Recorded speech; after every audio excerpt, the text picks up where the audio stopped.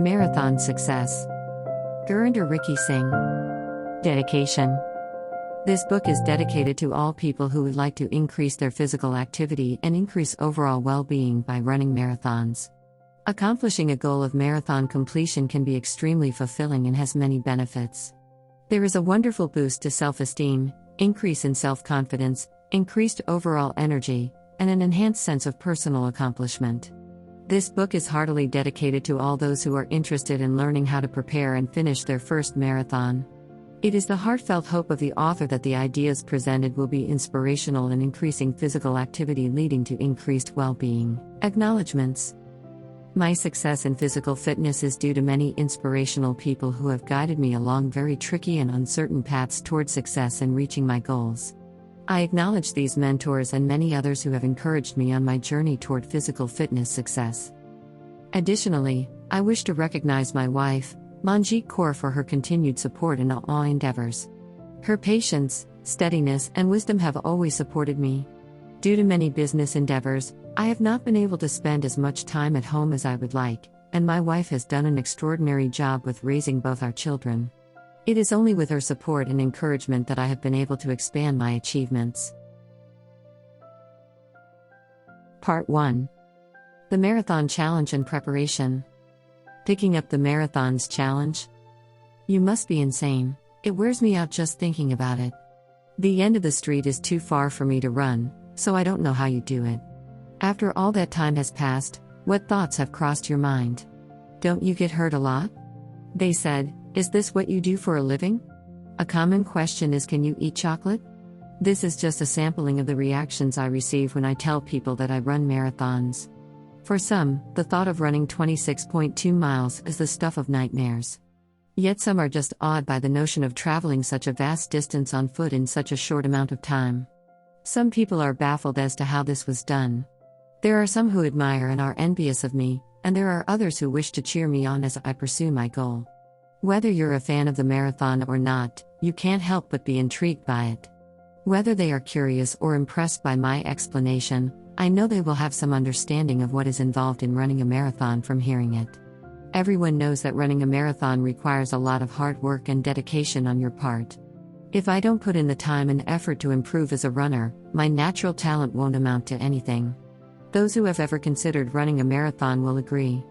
Running the whole 26 kilometers of a marathon requires an incredible amount of dedication and effort. In addition, there was an aura of mystery around the event. If you think you know what a marathon is, you still won't be able to grasp the full scope of the event until you've run one. Seeing exhausted athletes stumble over the finish line with looks of joy and relief is one thing, but really experiencing those emotions as you fight your way to the finish line is something else completely. Observing exhausted runners by the side of the road may give you a sense of how difficult the race is, but you can't possibly understand how other competitors keep going or how they find the strength to cross the finish line until you put yourself through the same degree of exhaustion. Participating in a marathon is far more enjoyable than watching one on television. Then, why do people choose to run marathons? Let's be honest, running isn't exactly an intricate science. Because it's one of the first skills we acquire, it appears to come naturally. While effort is required, no specialist expertise is necessary to do this. Unfortunately, many of us lose the practice of running as we get older, to the point when jogging the length of our street seems like too much of an ordeal. The good news is that with some work or retraining, we can get our running speed back to where it was. Adults need more effort to run than children did, but it's easy to pick up the practice again if you have a compelling enough reason, like improving your health. The next natural step for many individuals who want to get in shape is to sign up for a marathon. This may sound ridiculous, but it's a real tribute to the special appeal of the 26-mile trek. If you're just getting into running, the marathon is an incredible goal to set for yourself. It's a task that many people will appreciate and understand, but few will have the guts to really do. Sure, after weeks of training, you'll be totally drained when you finally cross the finish line of the marathon. However, the self-discipline and physical strength shown by someone who has completed a marathon are very inspiring. Many British runners are motivated to participate in the London Marathon by the sight of thousands of competitors who were slower, less athletic, and heavier than themselves in the same event. Participating in a marathon is a serious endeavor. It requires months of planning and road work. It's not like a 3K run where you can just wing it, finish in 30 minutes or less, and get away with minimal body aches and pains. Introduction to the marathon. A marathon is a race where you slowly but surely lose ground. At the very least, it's 41.195 kilometers in length, 26.218 miles. Athletes like Kenya's Wilson Kipsang, who regularly clocks in at sub-2-minute speeds, are the clear winners. A full marathon was completed by him in 2 hours, 3 minutes, and 23 seconds. For the ladies, the record time is 2:15 and 25 seconds, set by British runner Paula Radcliffe. The typical marathon runner completes the 26.218-mile race in under 5 hours, running at a pace of roughly 8 minutes per kilometer. The average time to complete is around 6 hours. On the other hand, there have been times when an event waited around for a few more hours for a few hardy walkers. Half marathons are 21.1 kilometers, 13.1 miles, long, 21.098 k. It's the equivalent of running half a marathon. A run may be 3 kilometers, 5 kilometers, 10 kilometers, or more, but it must be less than a half marathon. Training your mind and body. For serious runners, a 4-hour run is no laughing matter. It's a truth that many runners will drop out of the competition at some point due to things like physical pain, exhaustion, mental stress, lack of water, and other similar factors. A person who pushes too hard without enough preparation may potentially pass out on the route or around the finish line.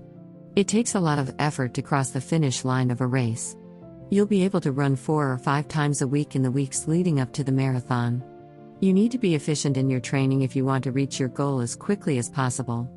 Benefit from modern science, cutting-edge medicine, and the insight of a seasoned marathoner, the author.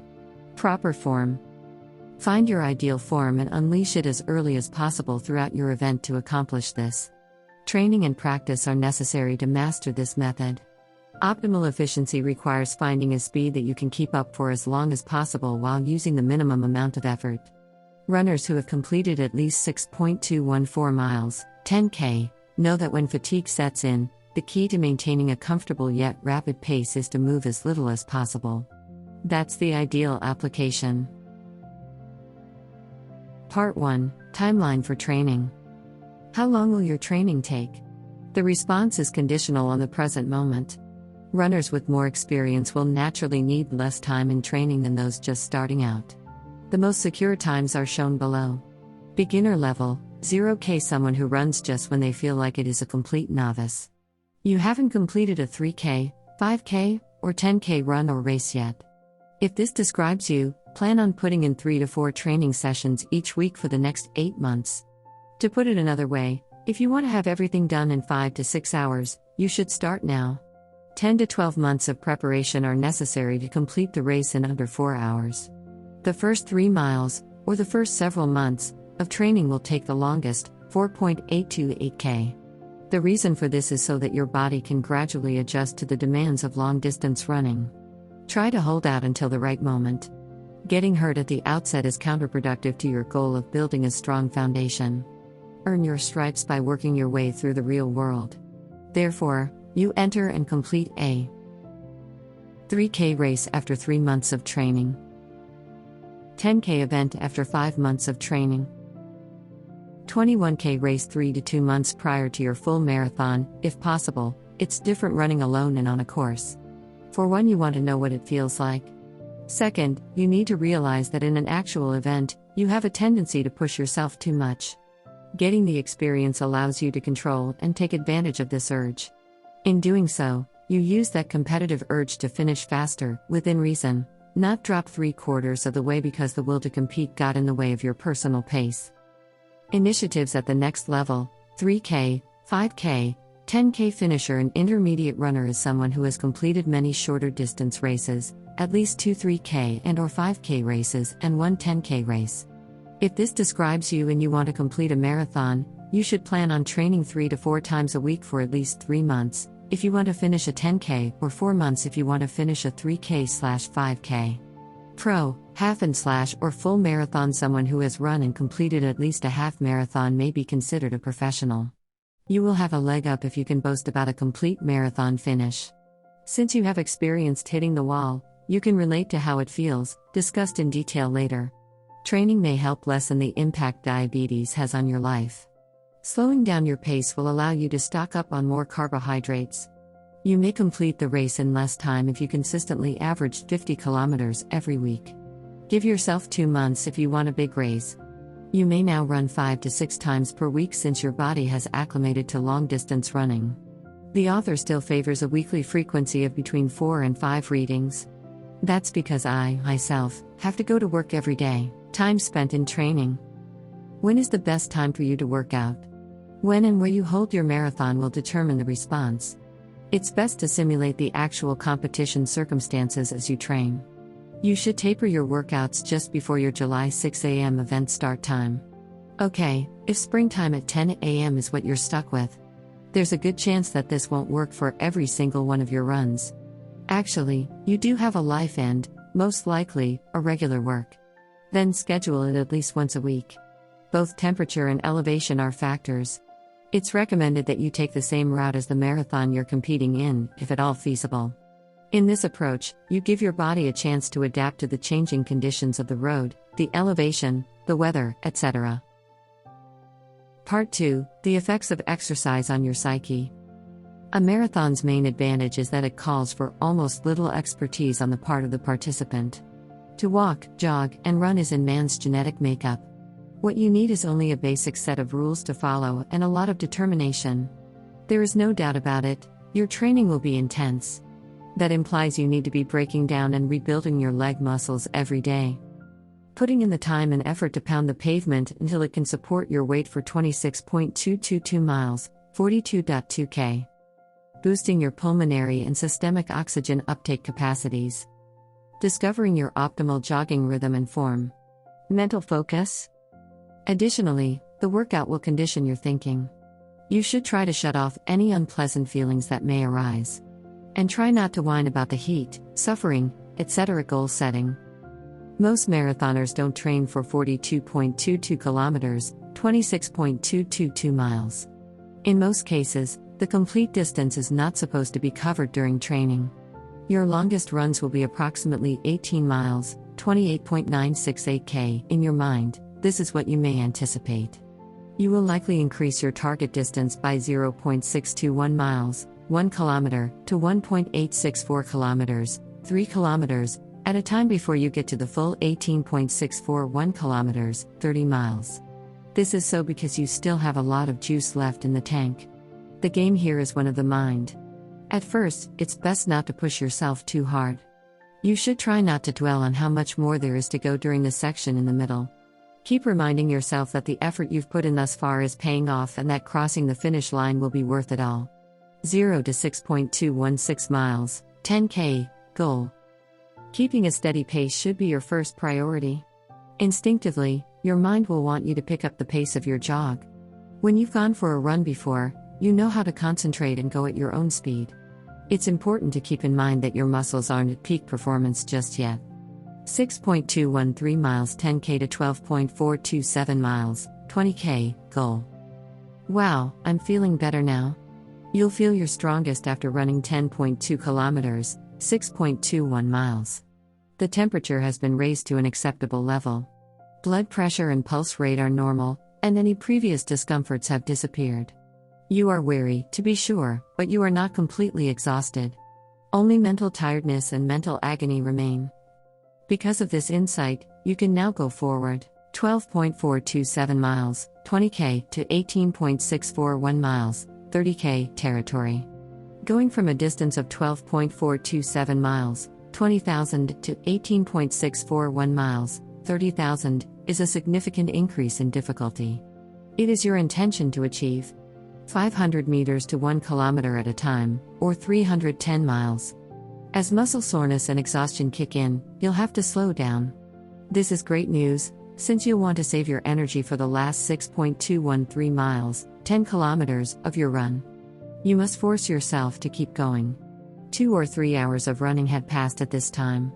The thought "I'm only halfway" will cross your mind.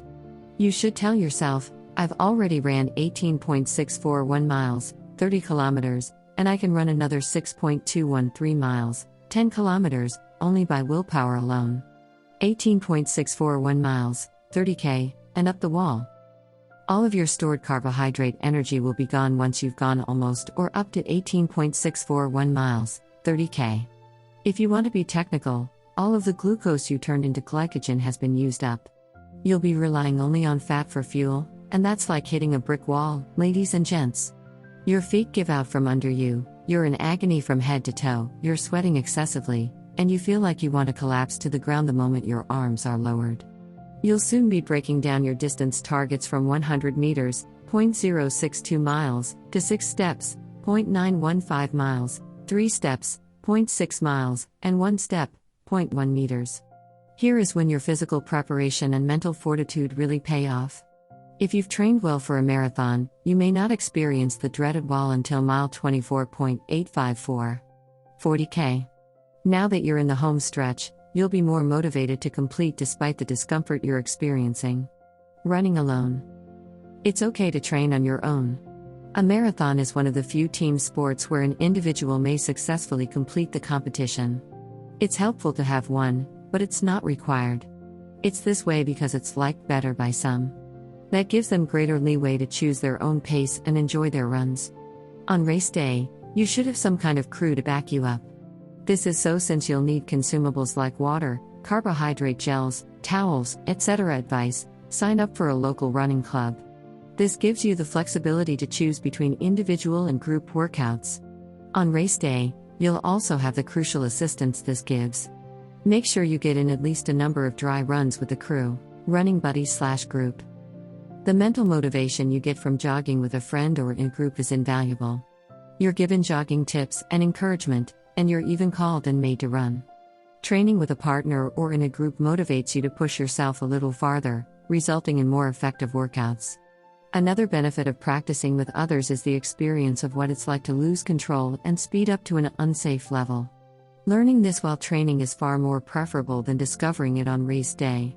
Choose a running partner or group that is highly motivated, has at least a few of seasoned runners, and follows a similar training regimen as you.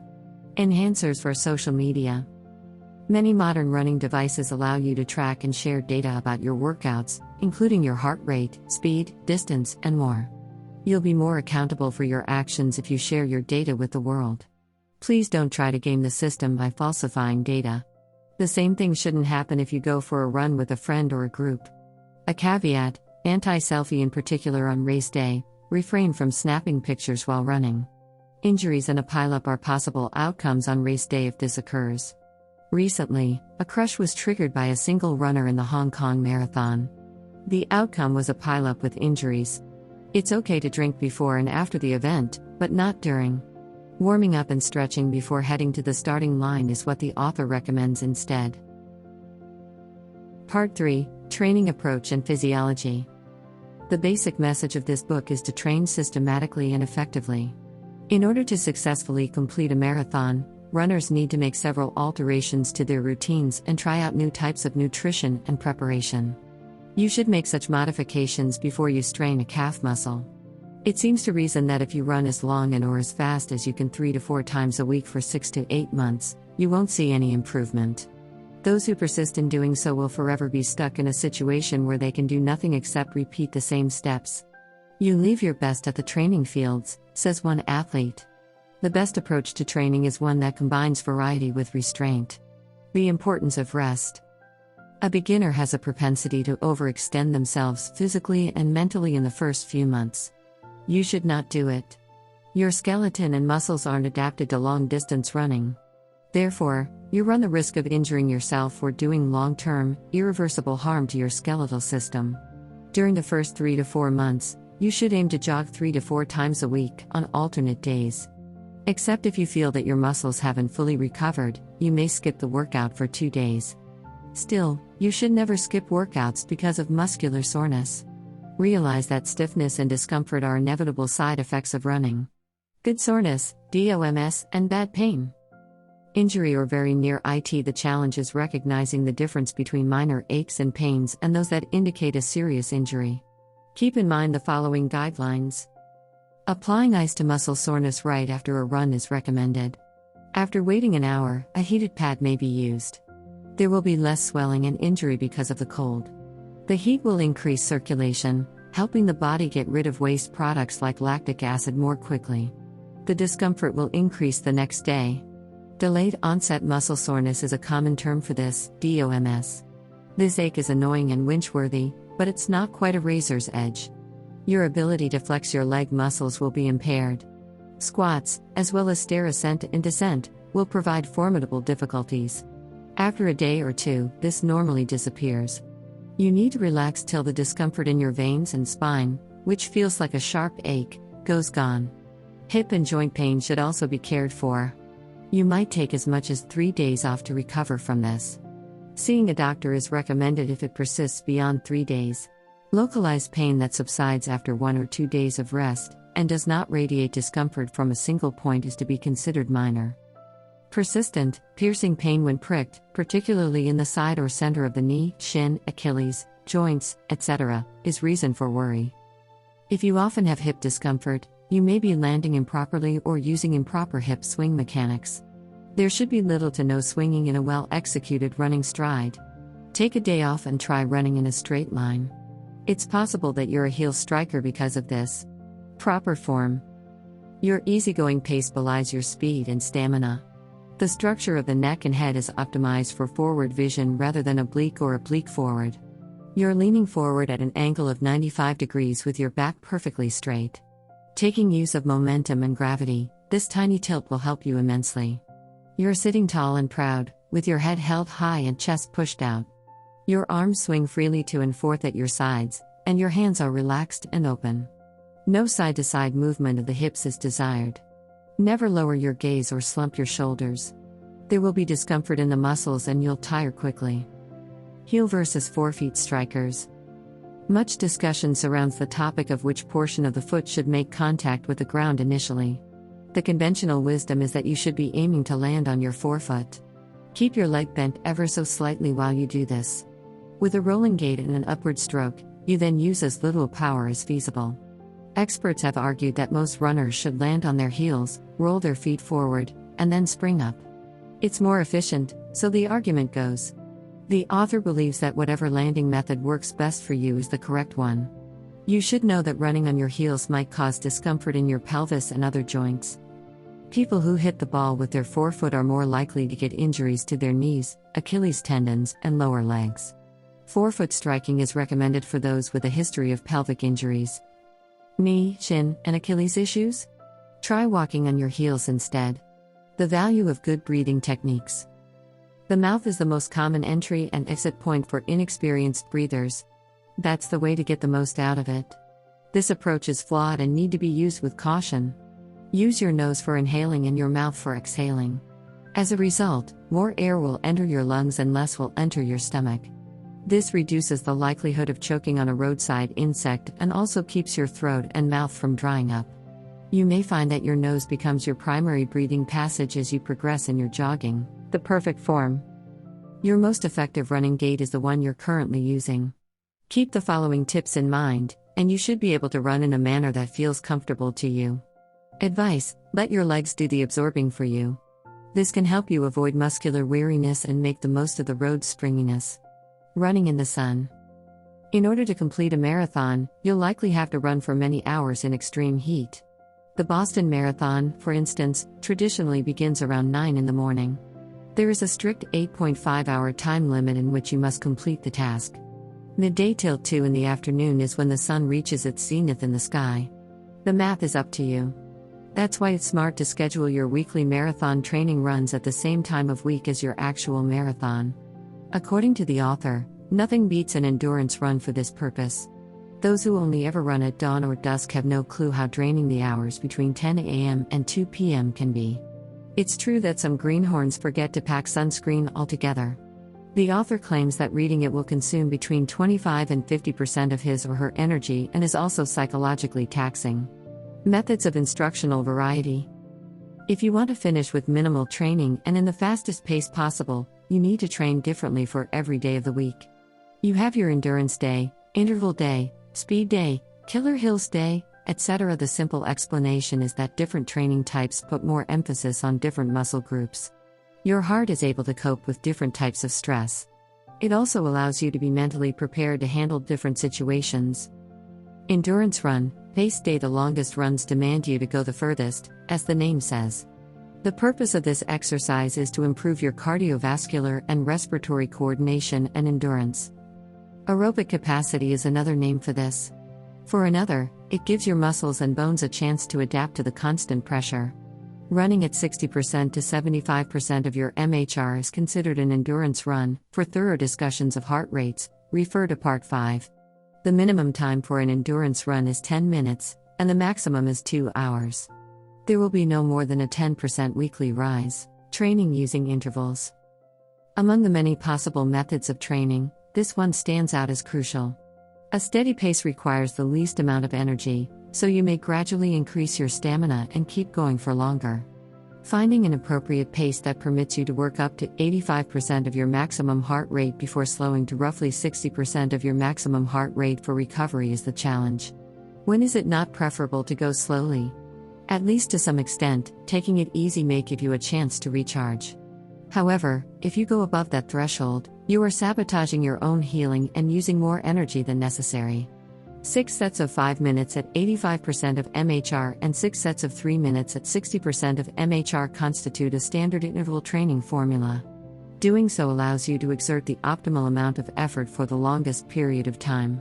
Repeats may be done for 20 minutes at a time, and maximum heart rate can be increased to 90% as your training advances and your general endurance improves.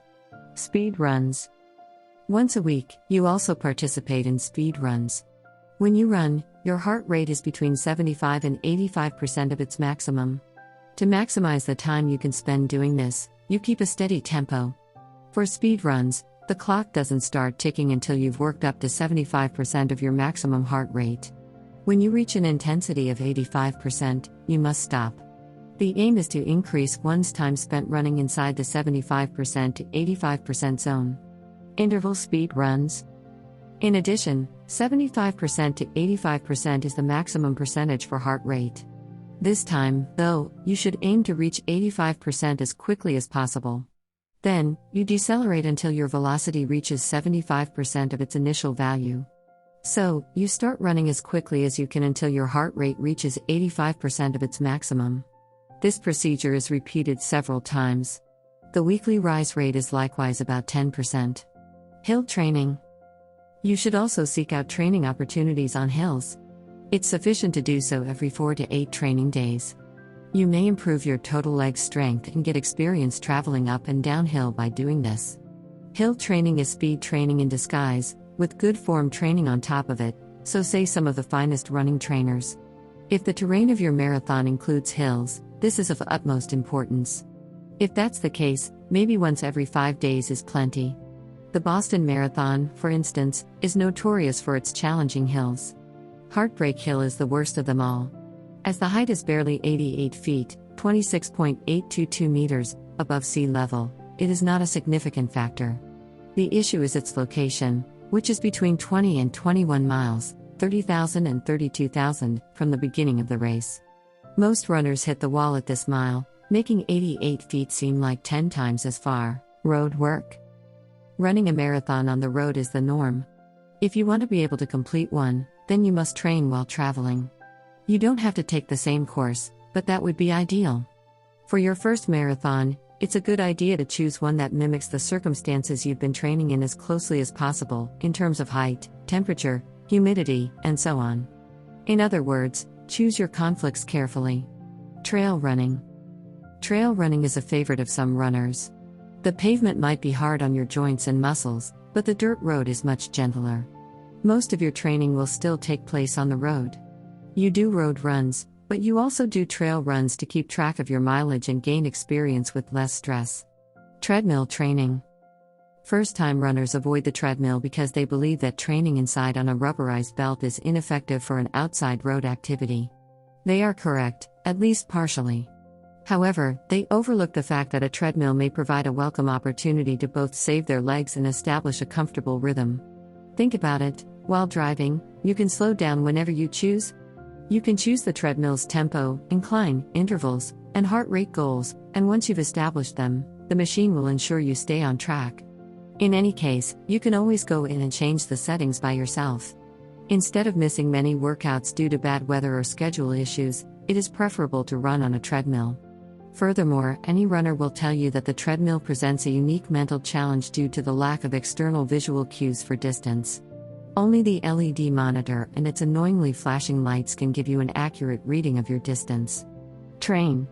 Off-day training, cross-training, strength training, as well as work on your core, shoulders, back, and arms, should be done on your days off. Muscle tiredness is annoying at shorter distances but may be severe at longer ones. Concentrating on them can help you stay away from the treadmill and improve your running form. In any case, keep in mind that your objective is to develop muscles that are both strong and toned. Therefore, you should do a large number of repetitions with light weights. Alternately, you may try swimming or any other low-impact aerobic activity. Part 4: Physiological Boosters and Feedback. To train more efficiently, you must first recognize your limitations. In this context, medical advice should be sought. Consult your physician and let them know that you want to start marathon training. Now, inquire as to whether or not there is any cause for alarm or any special instructions that must be followed. Basic gear. In the early stages of your running career, before you can maintain a pace of 7 minutes per 621 miles, 1 kilometer, for 1.864 miles, 3 kilometers, a good pair of running shoes and some light, breathable clothing are all you really need. When picking for a pair of shoes, give it your whole attention. Locate a store that focuses on running shoes, namely jogging and marathon footwear. This will allow the salesman to better assist you in selecting the ideal combination. Here are some key takeaways. You should choose shoes that work with your pronation. Pronation describes how your feet rest, whether they are flat, neutral, or highly arched. Make use of the wet paper test method. Drop some water on your feet to moisten them. Place a fresh piece of brown paper below it and lower it. To be flat-footed, every step must be marked by a watermark. To have typical pronation, the arch must be apparent, but the central section must still contain a couple of inches of wet paper. The arch is high if it covers almost all of the central section. Keep moving around while wearing both shoes. You may gauge your level of pain or discomfort by taking a stroll around the shop. Please ensure a secure and correct knot. Keep in mind that during training days, even the smallest amount of discomfort seems much worse. A. Pain footwear. B. The time was 3 p.m. In the afternoon, and especially after a run, your feet may swell. You should get a pair when the time comes. Including some buffer space, you're almost there. Break in your shoes by walking a few kilometers in them before you try to jog in them. In thus so, you'll save yourself future annoyance. Advanced gear. If you want to get the most out of each training session, you need advanced gear. This includes a lightweight and polarized pair of shades, dry-fit shirt and runner's shorts. If you prefer, you can also use compression gear. These clothes draw out moisture and regulate your body temperature. Part 5: Heart rate, calories burned, percentage max, VO2 max. Now we get down to brass tacks. Listen up. You'll need this info to craft an effective training strategy and evaluate your progress after each run. How effectively you handle the strain of long-distance running is directly related to your heart rate. The average resting heart rate of a top-tier runner is between 40 and 50 beats per minute. The average heart rate of a runner is between 60 and 70 beats per minute. As another essential, a heart rate monitor is a must-have. One that also measures blood pressure and includes a heart rate monitor. Neither a sophisticated barometer nor altimeter nor GPS gadgets are required. Just use $100 bills for now. With the stipulation that it gauges continuous heart rate, CHR. You can gauge whether you need to increase your effort or slow down for a recovery period by monitoring your resting heart rate. The issue with guesswork is that it usually leads you to prefer less effort. Keeping track of your heart rate can give you a sense of direction and help you avoid getting lost. Average heart rate, AHR. By monitoring your AHR, you may find out how hard you've worked throughout a workout. Your objective should be to increase your speed and distance while maintaining a healthy heart rate. Percentage heart rate, PHR. You may recall our talk on PHR and interval training. Exactly why PHR is crucial in this case. A heart rate monitor gives you precise information about your effort level, including how long you've been at it, how many laps you've completed, etc. If you're below this mark, you're losing time and not getting the most out of your workout. You're putting yourself at danger of exhaustion and harm by staying up for too long. Maximum heart rate, MHR. Your goal is threefold. First, you want to avoid going higher than your MHR. Second, you want to be able to sustain a running pace at 90% to 95% of your MHR for the longest period of time, before needing to slow down. Third, you want to increase your MHR. There are different ways to determine your MHR. The most accurate method is to perform a stress test under clinical conditions. The second is to use a simple formula of 220H equals MHR. The former is of course more accurate than the latter. VO2 max. Maximum aerobic capacity is what this term describes. It's a straightforward indicator of your ability to provide oxygen to working muscles. This may be quantified in a number of different ways. As the author sees it, clinical trials are the way to proceed. Part 6, Warm up, Stretch, Cool down. It's a common misunderstanding that stretching is the first step in the warming up process. To put it simply, it is illogical. Why should you stretch stiff, cold muscles? Your soreness is guaranteed. Proper procedure entails beginning with a warm-up. Walk briskly for a few kilometers, get on a treadmill, or, if you have access to one, ride a stationary bike with a high cadence. After warming up for 5 to 10 minutes, you may stretch for another 5 to 10 minutes. Dynamic stretching. When you run, you'll engage every muscle in your body. Don't ignore the rest of your body as you extend your legs. The health of your limbs, shoulders, abdominal region, spine, cervical spine, and all other joints is crucial. No matter what kind of stretching you decide to do, be careful to ease into the posture and release it thereafter. Avoid jumping about, making any jarring motions, etc. Here are some of the most effective stretching routines for marathon runners, with 2 sets of each lasting 20 seconds. Hamstring stretch. Piriformis stretches. Quadricep stretch. Iliotibial, IT, band stretch. Calf stretch. Cooling down. The purpose of cooling down is to reduce the body's core temperature and the temperature of working muscles. Keeping up some degree of movement for 5 to 10 minutes after a workout helps flush out lactic acid and other waste that may cause muscular discomfort.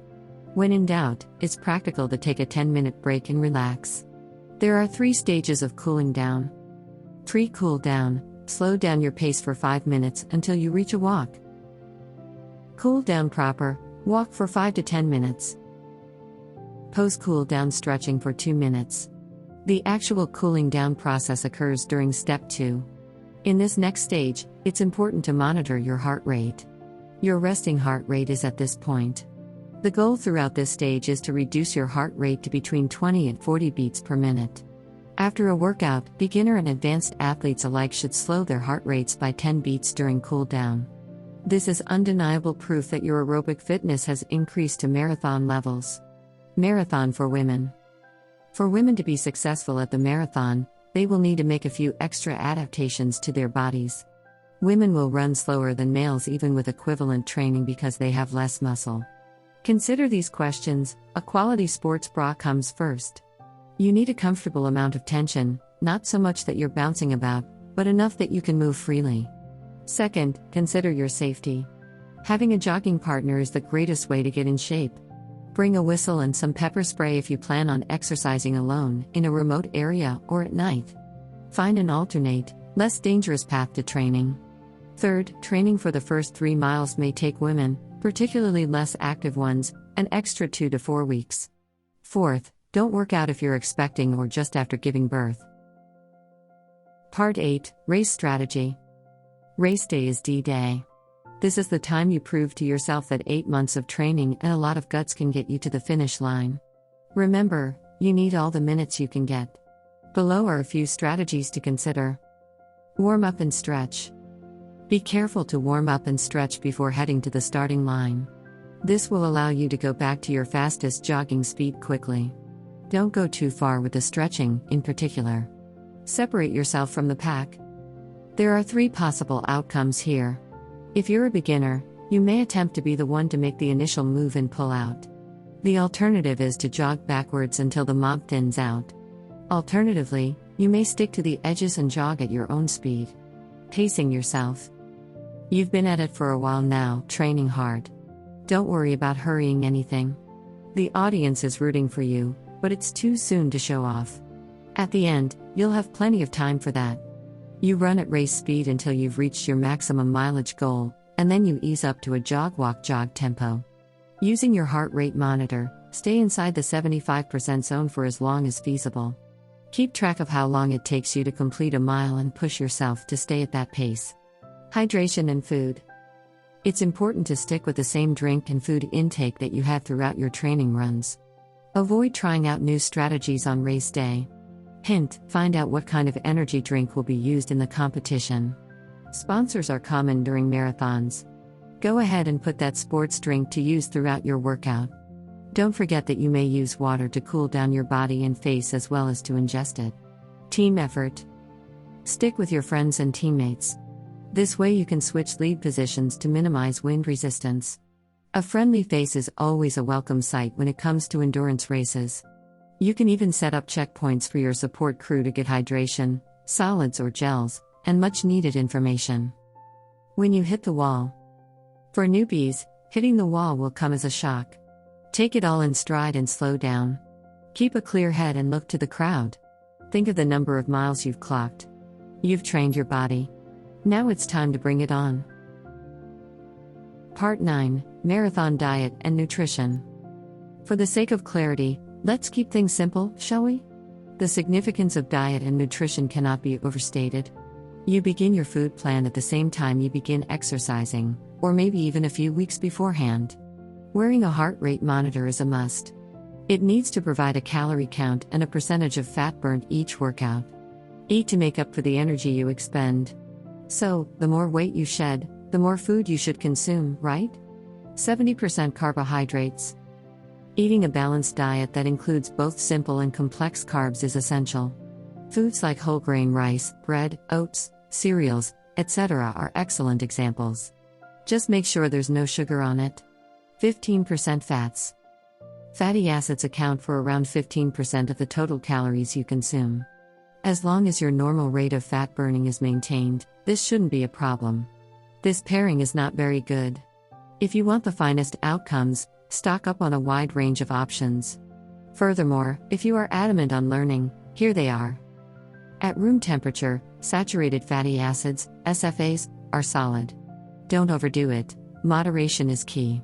Referring to foodstuffs like butter, margarine, lard, steak, etc., limiting your intake of sugar, salty snacks, meat, etc. The fat we refer to as omega is really an important fatty acid. You'll want to stock up on them since their anti-inflammatory, pro-repair, and anti-pain effects make muscles feel better and heal faster. Oils found in cold water fish, including tuna, provide similar health advantages. Healthy alternatives to saturated fat are monounsaturated fats, MUFA. In order to reduce your intake of unhealthy saturated and trans fats, you should eat more of these. Olive oil, avocado oil, almond oil, nut oil, grapeseed oil, etc. are all good examples. Trans fat also goes by the terms hydrogenated vegetable fat and partially hydrogenated vegetable fat. Do not even consider reaching out and touching one. 10% proteins. Protein-rich meals should account for around 10 to 15% of your daily calorie intake at the very least. After a workout, your body needs protein more than before so that it can repair itself and absorb the nutrients you just fed it. This reduces the likelihood of your body resorting to cannibalism in order to get the protein it needs, and expedites the regeneration of damaged muscle tissue. And daily protein intake of 1.2 to 1.5 grams is recommended for every 2.2 pounds of body weight. Green leafies, fruits and nuts. You use greens and leafy vegetables to fill you up, instead of resorting to meat and excess carbs. Tip: eat at least 5 different types of fruits and vegetables daily. If each type is of a different color, the better. For example, you include in your daily menu romaine lettuce, tomatoes, eggplants, oranges, corn, etc. Half marathon versus full marathon nutrition. Half marathon versus full marathon nutrition. Glycogen stores can still support a half marathon. This means that you should focus on eating more carbohydrates and less fat. To run a full marathon, you'll need to pack on a little extra fat. Fat consumption should be increased by up to 5% for full marathons and reduced by 5% for half marathons. Instead, you should focus on eating more carbs in the days leading up to your half marathon. Pre-workout eats. An easy-to-digest carbohydrate-rich snack is ideal for eating 1 to 2 hours before hitting the gym. You may eat as little as 45 minutes before your exercise if you have a really rapid metabolism and find yourself hungry midway through your routine. As a result, you won't have to worry about getting stitches in your side or having an uncomfortable or heavy stomach. Pre-workout snacks should be low in fiber, dairy, and oil. This manner, you can lessen the odds of being sick to your stomach or getting stitches in your side. Eat plenty of potassium-rich foods, simple carbohydrates, and a little amount of protein. Use the peanut butter and banana sandwich as an example. You may also benefit from eating half a cup of oats before a really strenuous exercise. Post-workout eats. Refuel your body between 30 to 60 minutes after your exercise. Make simple carbohydrates and lean protein your top priorities. Don't eat sugary or processed meals. Hydration. You should be able to drink 8 glasses of water daily with no problem. Put some time in between drinks. A total of 32 ounces, or 16 ounces 2 hours beforehand and 16 ounces an hour beforehand, is okay. You may also drink slowly up to 30 minutes before you hit the gym. Time your bathroom break for 30 minutes before your run or exercise and go. It should be barely yellow. This indicates that your body is getting the water it needs. Darker than that, and you're not drinking enough. It is recommended that you consume water at regular intervals throughout training and the event itself. After 30 to 45 minutes of running, you should start hydrating. Be sure to quench your thirst at regular intervals, rather than waiting until you're really parched. You could be on the verge of dehydration by then. You shouldn't chug your drinks. Sips should be kept to a minimum. Also, don't drink too much. It's the perfect amount to moisten your tongue and throat with each drink. You should aim to consume 4 to 8 ounces every 15 to 30 minutes. Expert runners can drink an extra 2 ounces of fluid each mile they run. After an hour and a half of jogging, your body needs more energy drink and less water. Energy gels. To boost your performance on your training run, consider using energy gels. These are high in readily absorbable salt and carbohydrates and include other vital elements as well. If you want to find the optimal gel-to-water ratio for you, feel free to experiment within the bounds of the recommended consumption. These should help you feel less anxious about reaching the wall. Post-hydration and food intake. You should wait until you have cooled down after your workout or race before consuming 1 to 2 cups of water or an energy drink. Then, have a water bottle close by and sip from it often. If you've been keeping track, how many pounds have you dropped since you started running? Drink 20 to 24 ounces for every pound shed. A few of bananas and a peanut butter sandwich may do the trick if you're hungry. Have it 30 minutes to 1 hour after your workout. Sample menu. You may choose one set for each meal.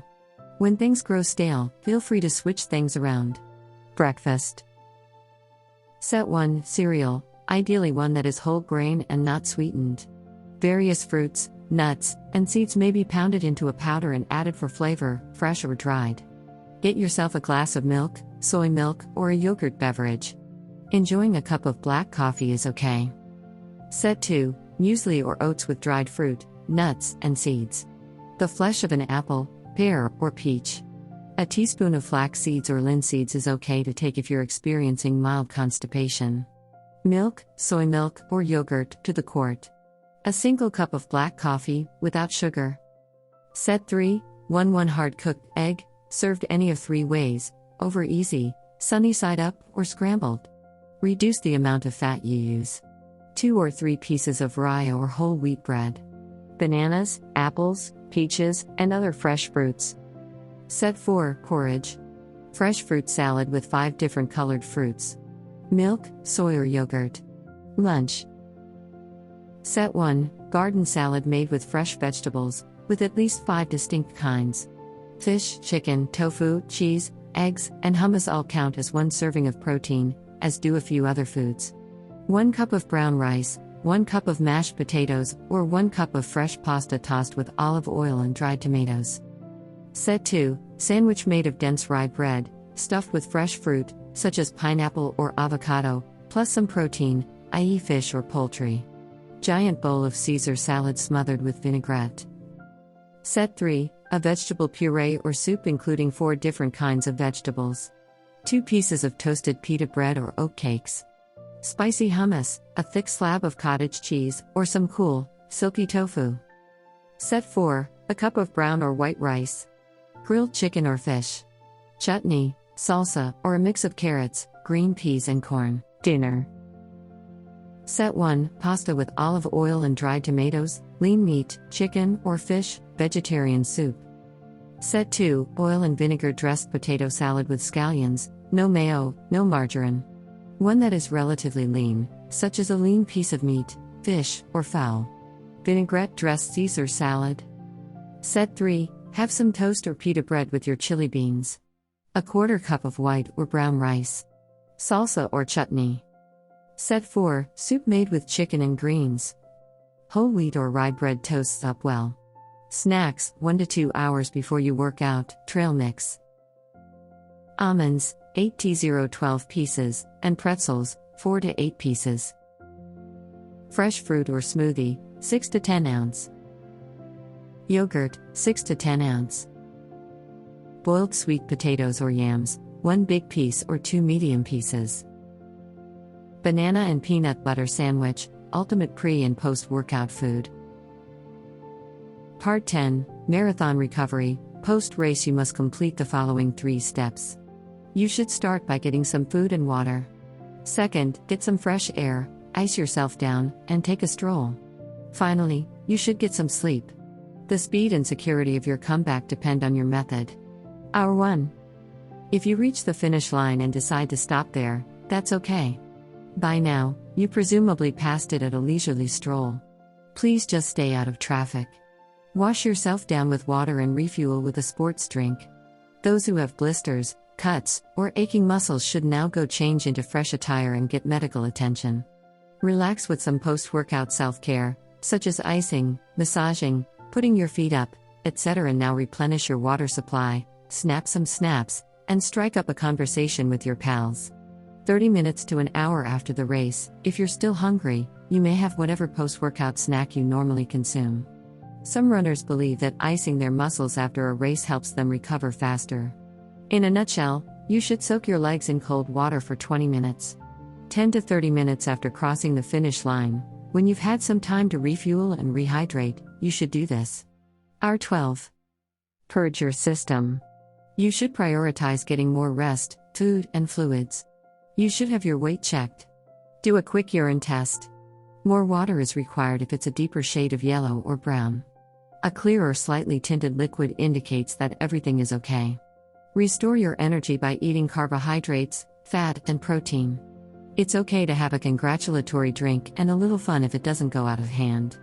If you're having trouble keeping your eyes open, maybe you should have a cup of coffee. Put a limit on yourself. Don't drink and drive. Sleep well tonight. Experiencing general soreness is to be expected. Hour 24 to 72. Whenever you finally decide to get out of bed, eat, and attempt to walk about. Although you may feel agony everywhere, moving gently can help get the lactic acid out of your system and alleviate the ache. Keep moving about, drinking water, eating healthily, and avoiding abrupt motions. Take a couple of non-steroidal pain relievers if you really need to. To further your recovery, seek out a sports massage therapist and book an appointment. To put it simply, this will aid in your speedy recuperation. If you can't find a masseuse, give yourself a massage. There are many relevant videos available on social media. Take a break. Most first-timers will benefit from a 1 to 2 week vacation from training. In other words, ladies and gentlemen, please do not wear sneakers. If you want to become in shape, try walking and cross-training. Swimming is the most beneficial cross-training for recuperation. This is due to the fact that walking on water puts less stress on your feet. Part 2. Interesting facts and key ideas for success. Pointers for success. The marathon is a 42.195 kilometer, 26 miles 385 yards, long foot race that is often raced on paved roads but may also be completed on trails. In the marathon, You have the option of either running the whole distance or combining running with walking. Wheelchair-specific categories exist as well. Larger marathons may have tens of thousands of runners, and each year more than 800 marathons are performed all over the globe. The modern Olympic Games began in 1896, and the marathon was one of the first events. It wasn't until 1921 that the distance was agreed upon. Since 1983, the World Athletics Championships have featured the distance. It's the only road running race that counts for both championships. Walking races on the roads are also contested in both. 1.2.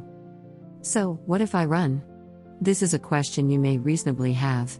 Too many runners go out full of energy and excitement but end up doing more damage than good by pushing themselves above their pain thresholds. But that's not inevitable, and this book will explain why and how.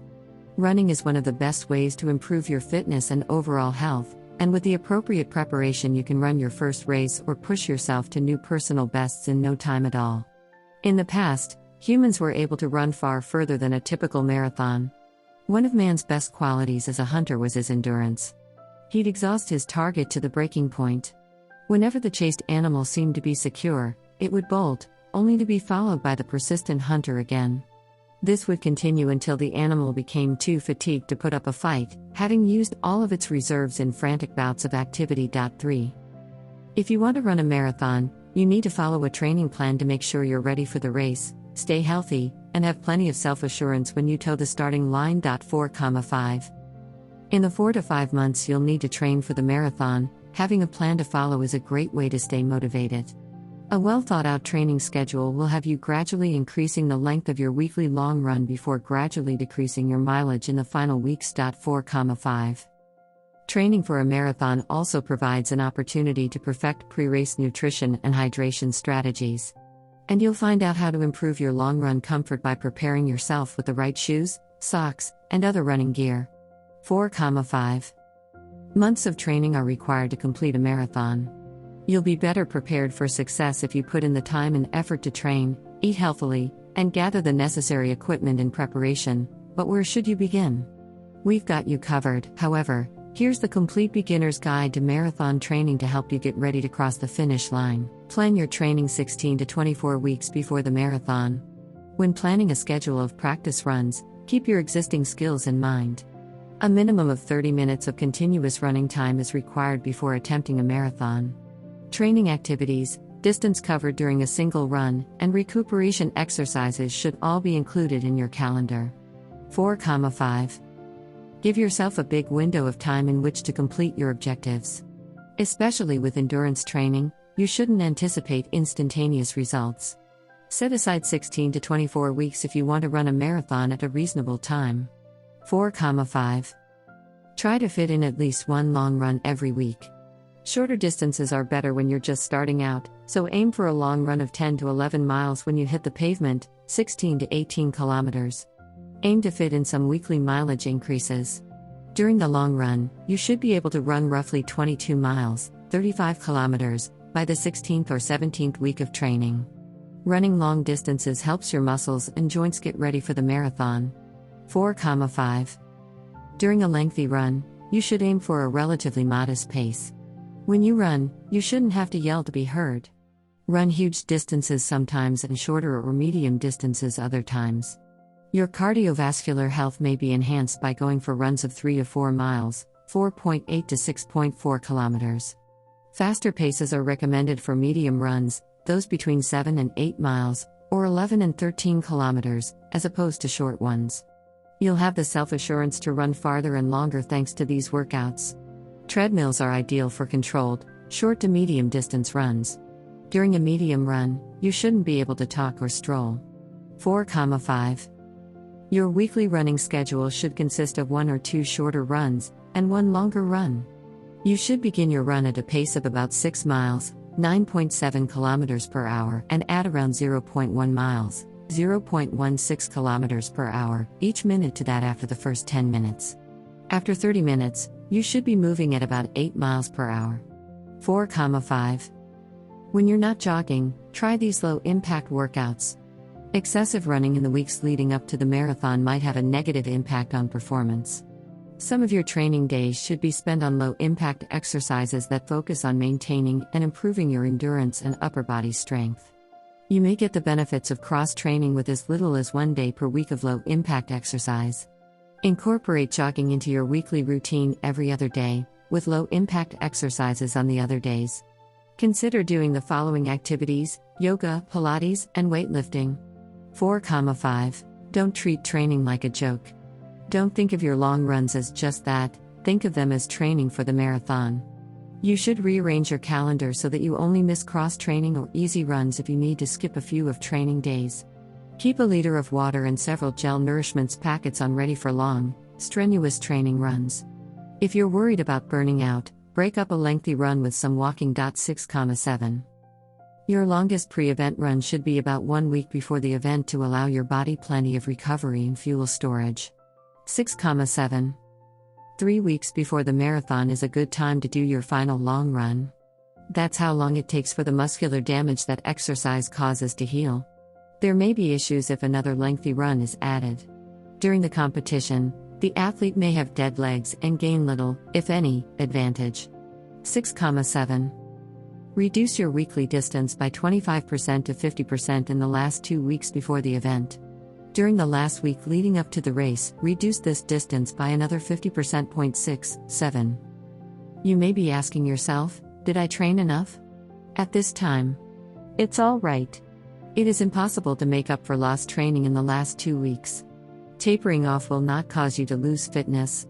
To the extent that you prepare yourself, you will be successful. 6,7. Prioritize sleep in the week leading up to the race in the same way you would taper your workouts to repair your muscles. Your physical self will thank you. If anxiety prevents you from sleeping the night before the race, don't worry, the additional rest you obtain the week before will make up for it. 6,7. Be careful to drink plenty of water before the race begins. It's important to stay hydrated in the days leading up to the marathon, so aim to drink 8 glasses a day. You'll be at peak hydration levels when the gun goes off. 8. Include foods like bread, rice, pasta, and starchy vegetables in your diet. Glycogen, energy, reserves are maximized as a result. Avoid trying out any novel diets this week. It's not always easy to load up on carbohydrates. You should give it a go before your next big run, or maybe at a later time. 9. Make sure you've got everything you need, including electrolyte-rich food and water, for the race. See to it that they are the identical ones you used for your lengthy runs. Typical events occur on race day. 10. Consider tapering your strength training during the final 4 months of training. For the final 6-8 weeks before to an event, strength training should consist solely of calisthenics, ball exercises, Pilates or other strength training approaches with minimum external resistance. The objective is not to bulk up before the competition, but to keep your current level of fitness and strength intact. 11. Avoid doing any strength training the week before a competition. You need to relax your muscles and prepare them for the race. Put on the outfit you want to wear today. Do not wear anything brand new to the event. 26.2 miles is a long way to go if you're uncomfortable in your clothing. A garment tag may easily turn into a terrible foe. If you're going to run a marathon, you shouldn't break in brand new shoes on race day. Put on a pair that has seen some long distance running, as long as they did not create any problems. Nothing fresh on race day, ever. On the day of the marathon, be prepared for anything. Fill a gym bag with the essentials. Dry shirt. Extra pair of socks. Tissue, you never know when the portable toilet supply will run out. Extra shoelaces. Gloves. Hat or cap. Vaseline or other lubricant. Extra safety pins. Blister care products. Whatever else is a must for you. Another day of preparation reminder. Ensure that you have picked up your bib number before the start of the event. Please don't plan on spending a lot of time on your feet during the exhibition. Despite the many shops, you should conserve your walking for the next day. If you can, get your number as soon as it becomes available.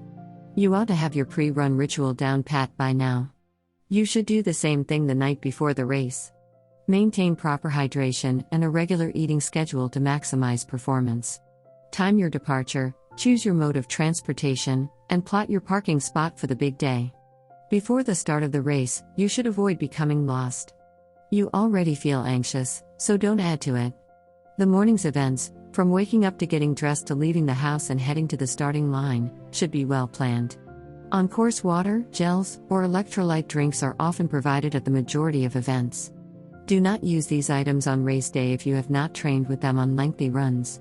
A stomachache may ruin an occasion, and even a little variation in sugar content can do that. On race day, remember to bring your own supply that you used for training. In addition to your electrolyte supply, you should also carry some kind of nutrition, such gels or chews. It's important to study the route map in detail and note the locations of amenities like water fountains, medical tents, and rest breaks. See whether the course is too polluted to play in. Prepare in advance if there may be increased pollution levels.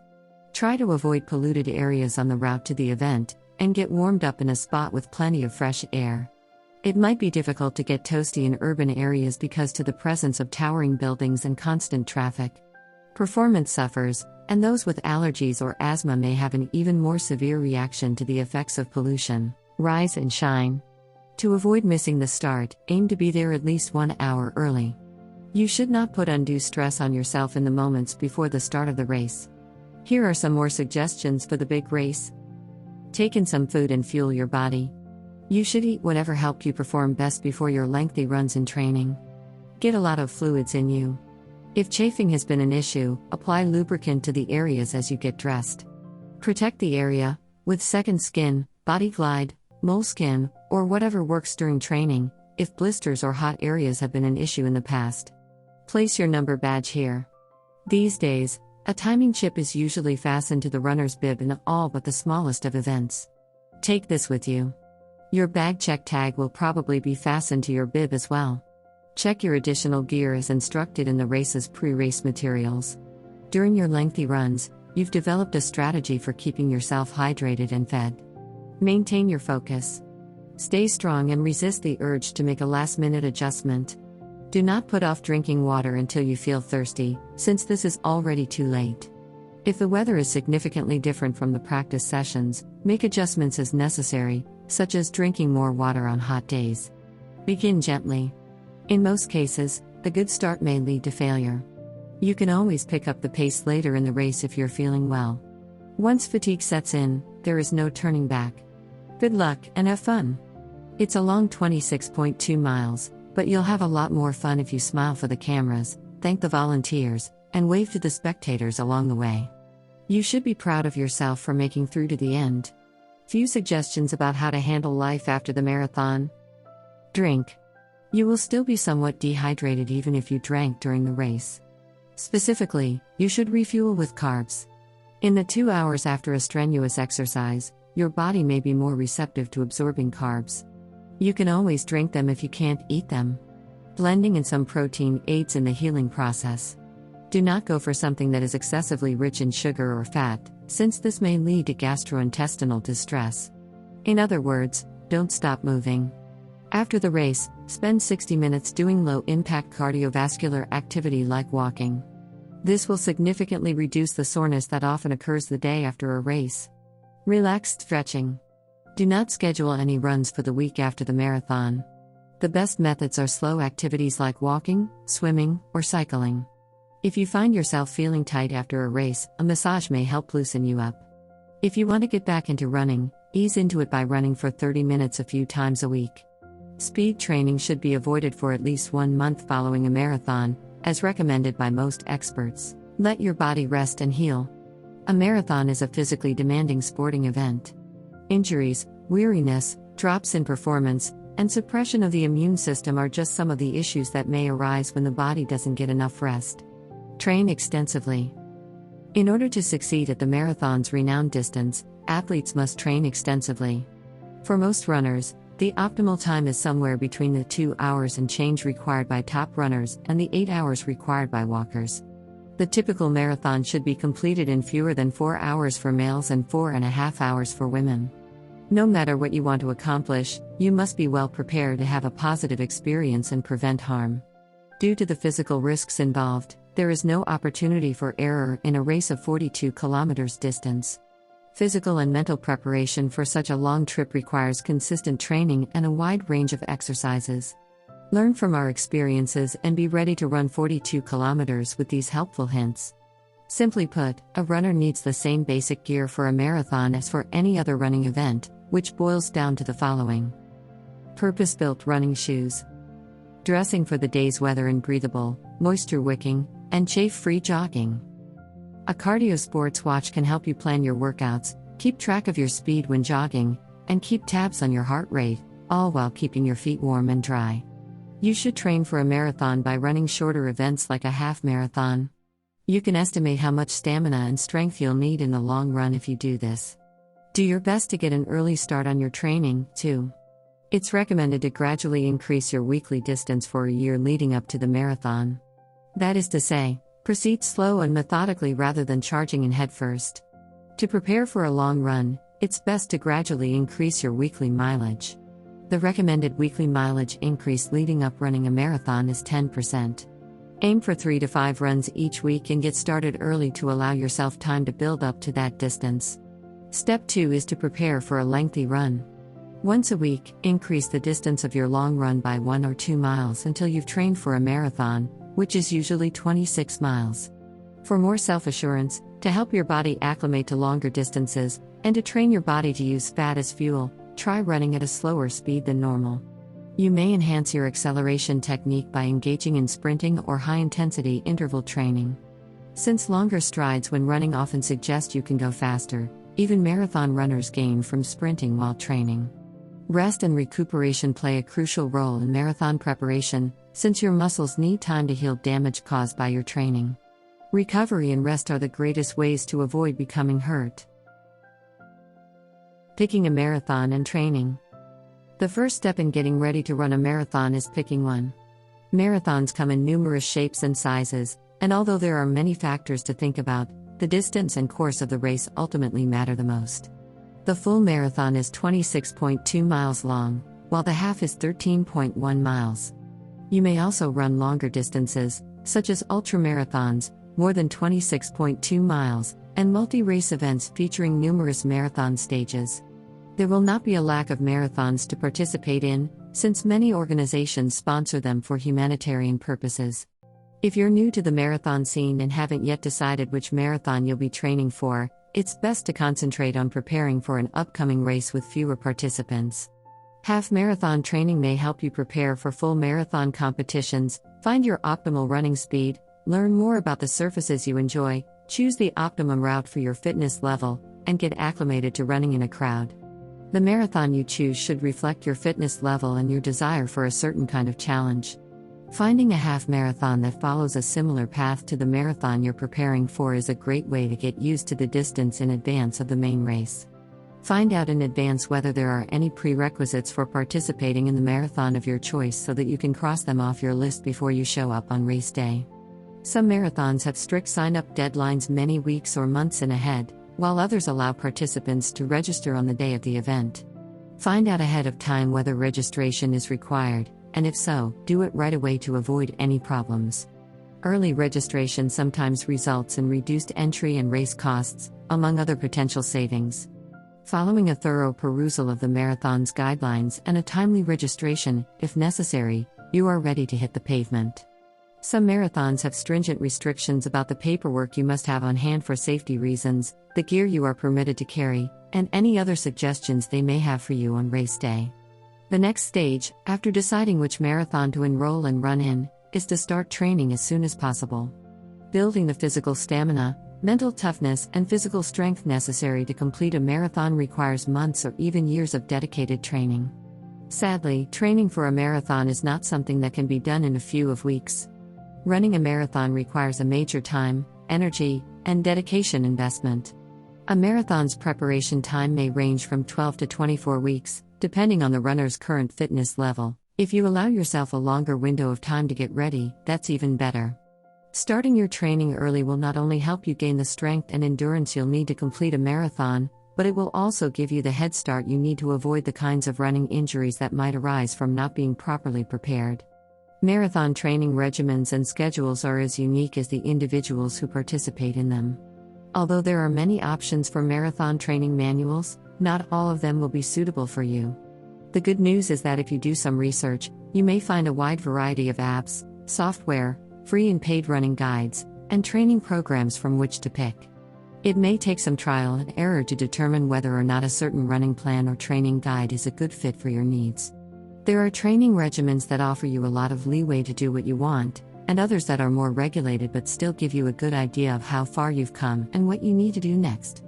Finding a training plan that suits your current fitness level and long-term marathon ambitions is crucial. Preparing for a marathon is challenging, but having a companion who is also training or who can help keep you encouraged might make the process simpler. Participating in a marathon might be more enjoyable if you do it with a buddy or two. When you wake up and you simply don't feel like doing out, having a training partner might help keep you accountable. They may assist you by ensuring that you exercise for the recommended number of hours each week, by encouraging you to eat healthily to fuel your training, and by holding you to account when you lapse. Assuming your marathon training plan allows for it, try switching things up every once in a while to keep things interesting and provide a little additional challenge. There's always the chance that something unexpected may pop up throughout the course of your race. The effects of severe weather are a prime illustration. Bad weather might force marathon organizers to make a last-minute course alteration, or you could just have to tough it out. If you want to be ready for whatever that race day throws at you, you might consider mixing up your training by running at various speeds, up and down hills, and on different surfaces. Remembering that your training will be more like the marathon itself than a sprint is another useful piece of advice as you get ready for your upcoming marathon. When you first start training for a marathon, it's normal to feel discouraged when you can't seem to run far enough or fast enough or for long enough without stopping. Running faster and lasting for longer are two things you should work on developing steadily throughout the course of your training. Early on in your preparation, you shouldn't aim to run the full marathon distance. Keeping a log of your accomplishments may serve as a source of inspiration, as can the satisfaction you experience from ticking off weekly objectives.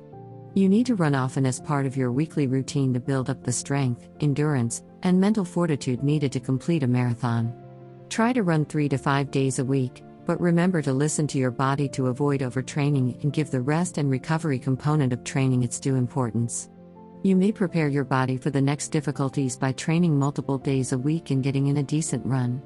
Attempting to run for a little bit longer every 7 to 10 days is a terrific method to ensure that your body is getting ready for the forthcoming marathon. You can ensure that you are making real progress in building your body's endurance and strength by challenging it to go farther every 7 to 10 days. Let's say you normally run 3 miles on 3 separate days of the week. Next week, choose one day to go a little farther and shoot for 4 miles. It's important to push yourself a little farther every so often in your training because otherwise your body will adapt to your routine and you'll hit a plateau. At the 7 to 10 day mark, try running a little farther than you normally would to break through the plateau and keep building strength and endurance. During marathon preparation, rest and recuperation days are sometimes as crucial as the actual training sessions themselves. If you want your muscles to be able to recover from strain and get stronger in preparation for ongoing stress, you need to give your body enough rest. Get some rest and let your body recover from the days of discomfort you had when you worked it too hard. Negligently pushing yourself over your body's recovery limits might lead to serious running injuries. Get everything ready the night before the marathon so you don't have to worry about it in the morning. Prepare yourself by having a full meal, picking up an outfit, and gathering any necessary paperwork. If you've never been to the location where the race will begin, it's a good idea to print out instructions in advance so that you won't waste time figuring out how to get there the day of the event. Running injuries may be overcome and avoided with the aid of physical therapy. If you've been injured while running, don't let that deter you from training for the next marathon. Make an appointment at a physical therapy facility near you today to work with a qualified physical therapist who will tailor treatment to your specific requirements and objectives in order to help you overcome the obstacles standing in the way of a full recovery from your running injury. It's crucial to train for stamina and learn how to control your breathing as part of a marathon's preparation. You may achieve this goal by engaging in cardio-focused exercise on cardio equipment like treadmills and elliptical trainers. For the marathon, some trainers advocate nothing but a treadmill and weights. Anyone, barring serious illness, is capable of completing a marathon. Simply said, it requires a great deal of drive and forethought. The curriculum you follow should be tailored to your current skill set. In other words, a person who isn't athletic or who hasn't been active for a long needs a training program that is quite progressive. Do your best to achieve your objectives. Choose a marathon a year in advance to give yourself plenty of time to prepare.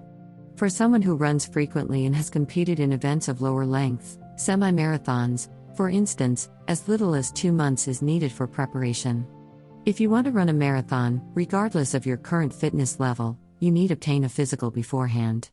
When you see a doctor, you may have the peace of mind of knowing that you are free from any health issues that might prevent you from sticking with a prolonged period of rigorous physical training. An ECG may be performed if deemed essential. Because the doctor has given you the green light, you may run without worry. The phrase training for a marathon conjures up images of miles upon miles of running. However, training for a 42-kilometer marathon by jogging every day is not the greatest strategy. Muscle development and cardiovascular conditioning, by means of the likes of the elliptical, rowing machine, exercise cycle, and treadmill, are essential components of any serious sports training regimen. You'll be better prepared for the lengthy run thanks to this boost in stamina. Some trainers advocate for a regimen that excludes outside jogging totally in favor of sessions in a gym or at home using home training gear.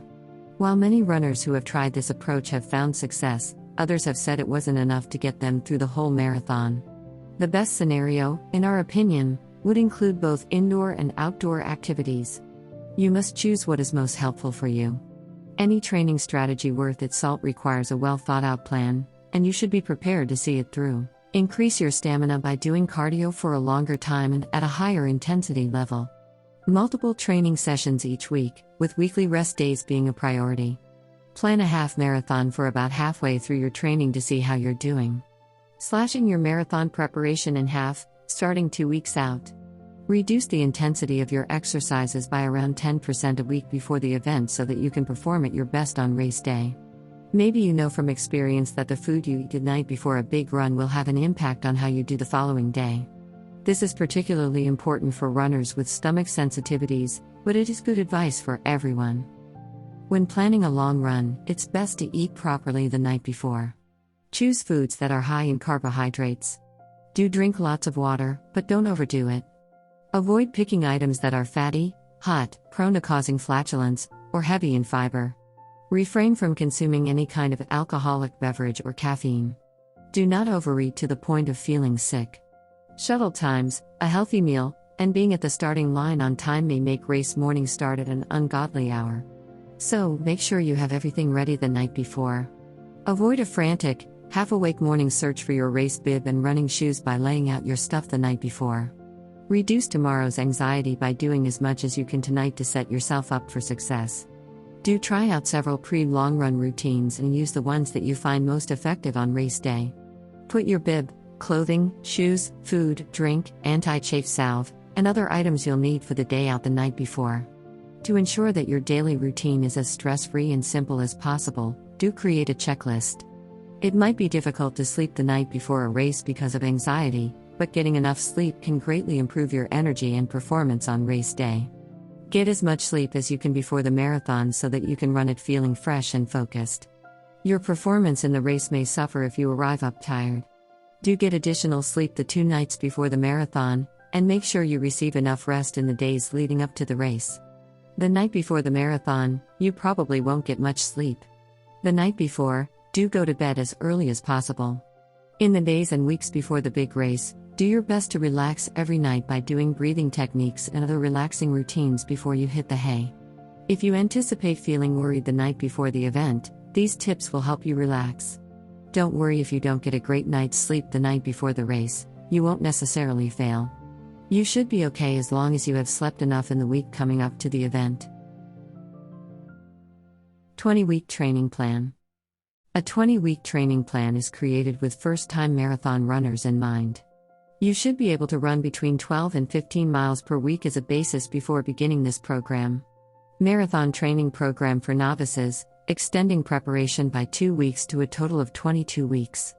A 20-week marathon training regimen is designed for athletes who can already run 4 miles easily and who can commit to running 4 to 5 days per week. This 18-week marathon training program is suitable for intermediate runners who have completed a marathon, regularly run 5 days a week, and are capable of running up to 6 miles at a time. This 18-week marathon training plan is tailored to experienced runners who have previously completed a marathon and are already logging at least 5 runs per week and can easily run up to 8 miles. Runners aren't the only ones who may benefit from a marathon training plan. Take advantage of this 19-week training schedule if you want to walk the whole route. Many first-time marathoners choose a run/walk method, in which running and walking are alternated at various intervals during the training process. If you want to run or walk the distance of a marathon, this 20-week training plan is for you. Increase your weekly distance. Plans to prepare for a marathon often last between 16 and 20 weeks. During this period, you should aim to increase your weekly distance from 3 to 5 runs, and your total mileage as race day approaches. On non-running days, you should do things like cross-training, low-intensity exercises, like yoga or Pilates, and most importantly, rest your legs. If you're just starting out, don't worry too much about your finish time and instead concentrate on just going around the course. Look at our race time predictor with a recent finishing time to determine the ideal strategy for you if you have completed many races and are used to running larger distances. In other words, how fast should I be running? To prevent exhaustion, you'll need to adjust your speed to suit the demands of each run in your training program. Whether you're a novice or a seasoned marathoner, figuring out your speed for anything from an easy run to a tempo workout may be challenging. Input your most recent race, run, and finishing time into our training pace calculator to get the optimal speed for each training run type. Can you advise me on what to do if I have to skip part of my marathon training sessions? Very few runners will complete their marathon preparation without missing any runs due to sickness, injury, or life. If you have missed more than 4 weeks of training, you should probably postpone your marathon until you get back on track, since it is quite improbable that you will finish in the time you want on race day. It is still possible to train for a race successfully even if you have missed 2 or 3 weeks of training. If you're just getting back into training after an injury, take a week or 2 to ease into a higher number of workouts by looking back at your training log. The exercise is challenging me. How can I tell whether I'm pushing myself too hard? When you ask more of your body by increasing the tempo to become quicker or the distance to go farther, it will respond with resistance. Understand the difference between good pain, the discomfort you feel when you push yourself beyond of your comfort zone, and bad pain, the anguish you feel when you give up, something verging on injury. How should I go now that I have a spot in the marathon for a good cause that I found out about at the last minute? If you're short on time for marathon training, comfort above speed should be your first priority. With little to no prior running experience, you should gradually increase the duration of your training sessions by alternating between running and walking, and keep this technique in mind on race day as well. If you walk at a rate of 1 minute per mile, you'll cover the distance in the same amount of time as if you ran at full speed, but with far less wear and tear on your body. Depending on your fitness level, you should aim to increase your weekly long run distance by no more than 2 miles per week and your total training volume by no more than 4 to 6 miles per week. Keep in mind that success requires consistent effort over time, rather than an overnight miracle.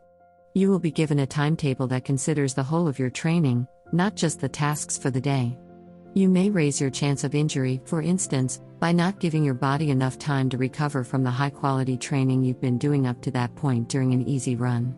The number one rule of training is do whatever it takes to avoid being hurt so you can keep training.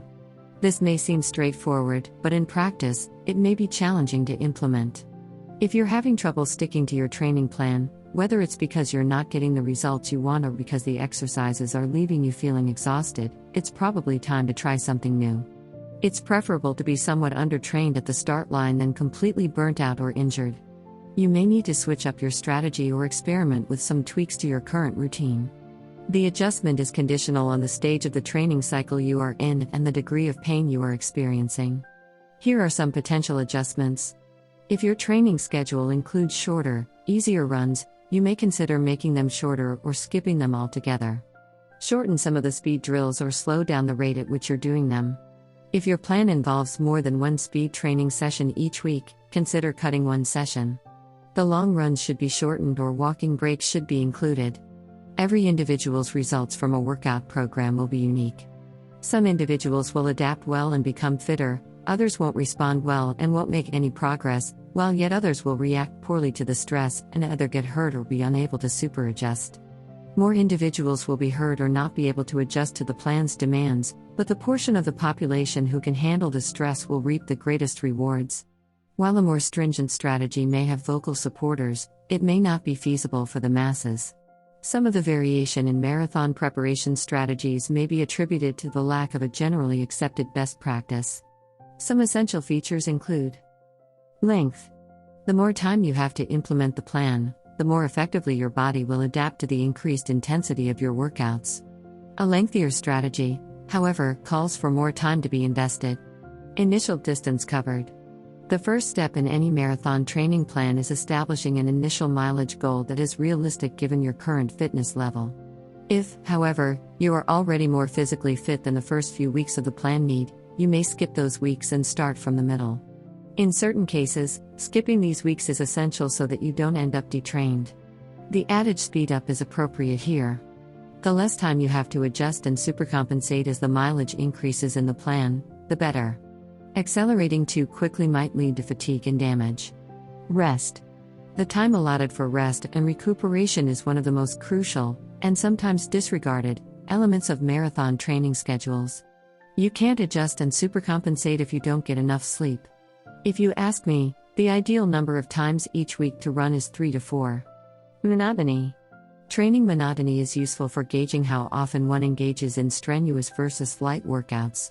Reduced fitness benefits and greater risk of overtraining syndrome are linked to high monotonous levels. Days/week and easy days. 3 to 4 runs per week is generally ideal for minimizing training monotony and maximizing recuperation. It's important to take it easy on the easy days if you want to run more often. Longest distance. The longest known long run has been the subject of significant debate. My opinion is that a longer longest run is preferable since it allows for more thorough training. That said, you need to ease into these longer runs gradually so that your body can recuperate properly. Overexerting yourself on a long run is counterproductive. It's preferable to show up at the starting line somewhat undertrained than wounded or exhausted. How to maintain a healthy diet leading up to a marathon. There's more to preparing for a marathon than simply signing up, but it's worth it. To run that far, you need to put in a lot of time and effort training and eating well in the weeks coming up to the race. Learn about the meals to prioritize and how to best fuel yourself on race day so you can run 26.2 kilometers. A healthy diet for marathoners. They are on their feet for long periods of time, performing the same thing non-stop. Unfortunately, many runners don't pay enough attention to their diets, which may lead to serious physical stress. Eating well while preparing for a marathon may boost performance and make the process simpler overall. First, check to see whether your caloric intake is sufficient to fuel your increased level of exercise. Loss of muscle mass, a raised risk of sickness, stress, and disturbed sleep may result from increasing physical activity without adequately feeding the body. According to the International Society of Sports Nutrition, a 110-220 pound, 50 to 100 kilograms, athlete who is engaging in moderate levels of rigorous exercise, for example, exercising 2 to 3 hours per day, 5 to 6 days a week, may need anything from 2,000 to 7,000 calories per day, ISSN. It's recommended that you consume 3 main meals and many snacks daily to fulfill your increased calorie demands. Selecting nutritious meals is also recommended during workouts. Even while junk food might help you reach your calorie objectives, it will not help you perform at your best. Whole grains, fruits, vegetables, lean protein, and healthy fats should all figure prominently into a marathon runner's diet. Leveraging macros for marathon preparation. The body can have its energy needs met from any of the 3 macronutrients, carbs, proteins, and fats, but it mostly uses carbohydrates and fats. Therefore, highly active persons and athletes have more requirements for carbs and lipids than the average person. During marathon training, carbohydrates are the most crucial macronutrient. You can't make it to the end without the energy that carbohydrates supply. ISSN recommends between 8 and 12 grams of carbohydrates per kilogram of body weight per day for athletes on intensive training plans. Marathon runners also need a lot of protein in their diet. Daily intakes of 1.4 to 1.8 grams per kilogram are suggested by the ISSN. Protein is essential for repairing muscle tissue, preventing injuries, and maintaining lean body mass. Consuming protein in little amounts throughout the day is optimal, and it is essential to do so after any kind of exercise. There is some fat that should be included in a healthy marathon runner's diet as well. In order to fulfill calorie demands, it is acceptable to raise the fat content of the diet over the ISSN recommended level of 30%.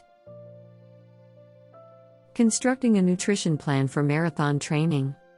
When getting ready for a marathon, it's not enough to simply concentrate on your running preparation, you also need to put some thought into what you'll eat and drink along the way. First, figure out how many calories you'll burn while jogging. You won't need to increase your calorie intake much if you're not planning on jogging for more than 2 hours each day. The key thing is to listen to your body. You should eat if you're hungry. Investigate the root cause of your run-related fatigue if you experience it. Maybe you're not eating enough or you're picking the incorrect meals. Next, establish a food plan around your exercise schedule. Include complete grains, protein, healthy fats, and fruits and vegetables at each meal to maintain a healthy balance. The timing of meals is important, too. 3 to 4 hours before you want to go for a run, you should have a complete lunch. A modest meal or snack consisting of carbs and protein should be eaten 1 hour to 2 hours before exercise.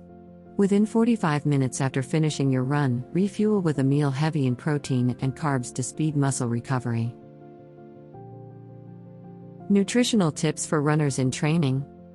The official distance of a marathon is 42.195 kilometers, 26.2 miles. That's a lot of miles for your body to cover in one competition. Training for a marathon is not simply about putting in a lot of miles in the weeks leading up to the event. Training for a marathon includes eating well. What you eat in the weeks, and especially the days, before the race may have a significant impact on how well you do. An appropriate diet is essential for marathon training. So, I'm wondering, what exactly should I eat in order to fuel my body properly while I'm training for a marathon or half marathon? The first step is to ensure that your diet has enough calories to fuel your newfound level of physical activity. Consuming at least 2,000 calories per day is recommended for those who engage in moderate to strenuous exercise on a daily basis, as you should if you're preparing for a marathon. This is on the low end of what's needed to sustain the level of activity involved in marathon training. The International Society of Sports Nutrition, ISSN, recommends up to 7,000 calories per day for an athlete weighing 110 to 220 pounds. Consuming 19 to 21 calories per pound of body weight for 1 to 1.5 hours of vigorous exercise per day is common advice for marathon runners. You may need to increase this amount to 22 to 24 calories per pound of body weight if your training routine includes 2 to 3 hours of intense exertion. The recommended calorie intake for marathon training is 25 to 30 calories per pound of body weight, or more if you're running for 3+ hours a day. You need to make sure you're getting enough calories from a variety of nutritious foods, such as whole grains, fruits, vegetables, lean protein, and healthy fats. A diet of soda and sugar may make it simple to hit your calorie targets, but it won't help you perform at your best. While Gainful recommends getting 45 to 60% of your calories from carbs, 15 to 30% from fat, and 10 to 25% from protein, a more appropriate macronutrient split for marathoners may be closer to 55 to 60% carbohydrate, 20% fat, and 20 to 25% protein. If you're an endurance athlete, you need more carbs than someone who only does strength training or heat, since your body burns through a lot of fuel throughout your exercises. Make a meal plan full of nutritious whole foods by sticking to these calorie and macronutrient limits. In order to keep your body energized and functioning well all day long, you should eat at least 3 full meals and 2 snacks every day. Oatmeal with low-fat milk or nut milk, protein powder, and fruit on the side is one example of a healthy breakfast option. Another is whole wheat bread with natural peanut butter, avocado, or eggs and fruit on the side is another. Apples and pretzels spread with peanut butter make a great morning snack, while Greek yogurt with granola is a healthy option for the afternoon. You might eat beans, fish, chicken, lean beef, or any other healthy protein source for lunch. Include some healthy fats and vegetables in your diet. Some olive oil and shredded cheese on a salad can help, You could follow it up with a supper of brown rice, sweet potatoes, quinoa, and buttered vegetables. As long as you're meeting your caloric and nutrient needs, you have a lot of leeway in how you structure your training diet. Marathon runners, here are some carbohydrate suggestions. In preparation for a marathon, carbohydrates are crucial. Ask any runner who ate spaghetti the night before a marathon. Carbohydrates are an excellent source of fuel, and running 26.2 miles requires a lot of energy.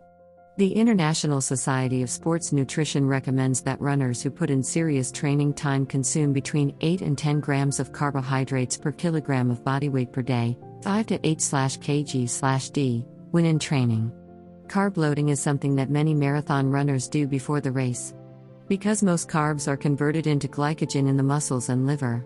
Glycogen is the most quickly replenished source of energy in the body, and it is this fuel that keeps you running over extended periods of physical exertion like marathons. Remember that timing is key when carb loading. If you are still training for short distances, you do not need to eat a lot of carbohydrates. Around 6 weeks before race day, when you begin to train for longer runs, is when you should start carb loading. You need to increase your carb intake and decrease your protein and fat intake. This will help you figure out which carb-heavy meals sit well with your stomach while running, which will come in very handy on race day. You wouldn't want to eat a big plate of spaghetti the night before a race just to find out the sauce doesn't agree with your stomach. Starting a week before the race, you should begin loading up on the carbohydrates you'll need to perform at your best before, during, and after the competition. Fast-acting carbohydrates, such as those found in energy bars, gels, chews, sports drinks, electrolyte drinks, and crackers, are ideal. In the last few days before the big event, you should eat a lot of carbs to give your body the energy it needs to perform at its best. 3 days before your marathon, consuming a diet consisting of 70% carbs might help you make the most of the glycogen, stored glucose, in your muscles. You may have your pre-race spaghetti the night before the marathon, but you shouldn't stuff yourself. Do not have a big breakfast the morning before the marathon. Afterward, have roughly 150 grams of carbohydrates 3 hours before the start of your event. By carefully planning your carbohydrate intake in the days preceding up to the marathon, you may maximize your body's ability to store and utilize glycogen. Marathon nutrition: what to eat and what not to eat. As you can see, it's crucial to keep up your caloric intake when exercising, but eating more of the incorrect meals can just hold you back. You'll notice a difference in performance when you switch to cleaner, less processed gasoline.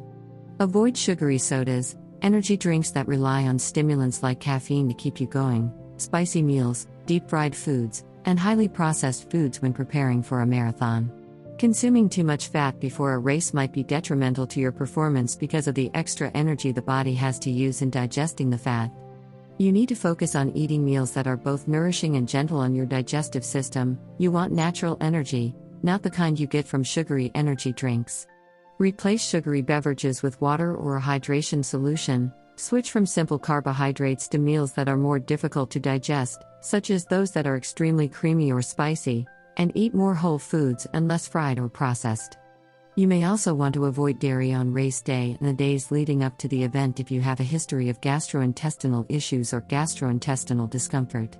As a diuretic, coffee is also foregone by many marathoners on race day. Avoiding high-fat, fried meals will have a dramatic effect on your marathon preparation. What should I eat first thing on the morning before the race? You should continue carb loading on race morning after eating a large carb-heavy meal the night before. You should eat some simple carbs at least an hour before the race to keep your stomach from getting in the way. Smoothies, nut butter on a banana, toast with jam, nut butter on a bagel, granola bars, fruit salads, and bowls of fruit are all good options. You don't want to risk having to deal with gastrointestinal difficulties while running your marathon because you tried something new the day before. When running a marathon, what should I consume? There will be times throughout the marathon when you just want to blast through and not stop for food. Run Repeat, a website that reviews running shoes, conducted an analysis of 107.9 million race results from over 71,000 competitions in 209 countries between 1986 and 2018, and found that the average time to complete a marathon is now 4 hours, 32 minutes, and 49 seconds. Whether you finish earlier or later, Keeping your body in motion for more than 4 hours is a significant physical challenge. You should eat well before, during, and after the marathon to ensure optimal performance. Take in 30 to 60 grams of simple carbs per hour. Bananas, energy bars, energy gels, energy chews, and sports beverages are all good sources of these carbohydrates. You can keep running as you snack, just nibble on something little.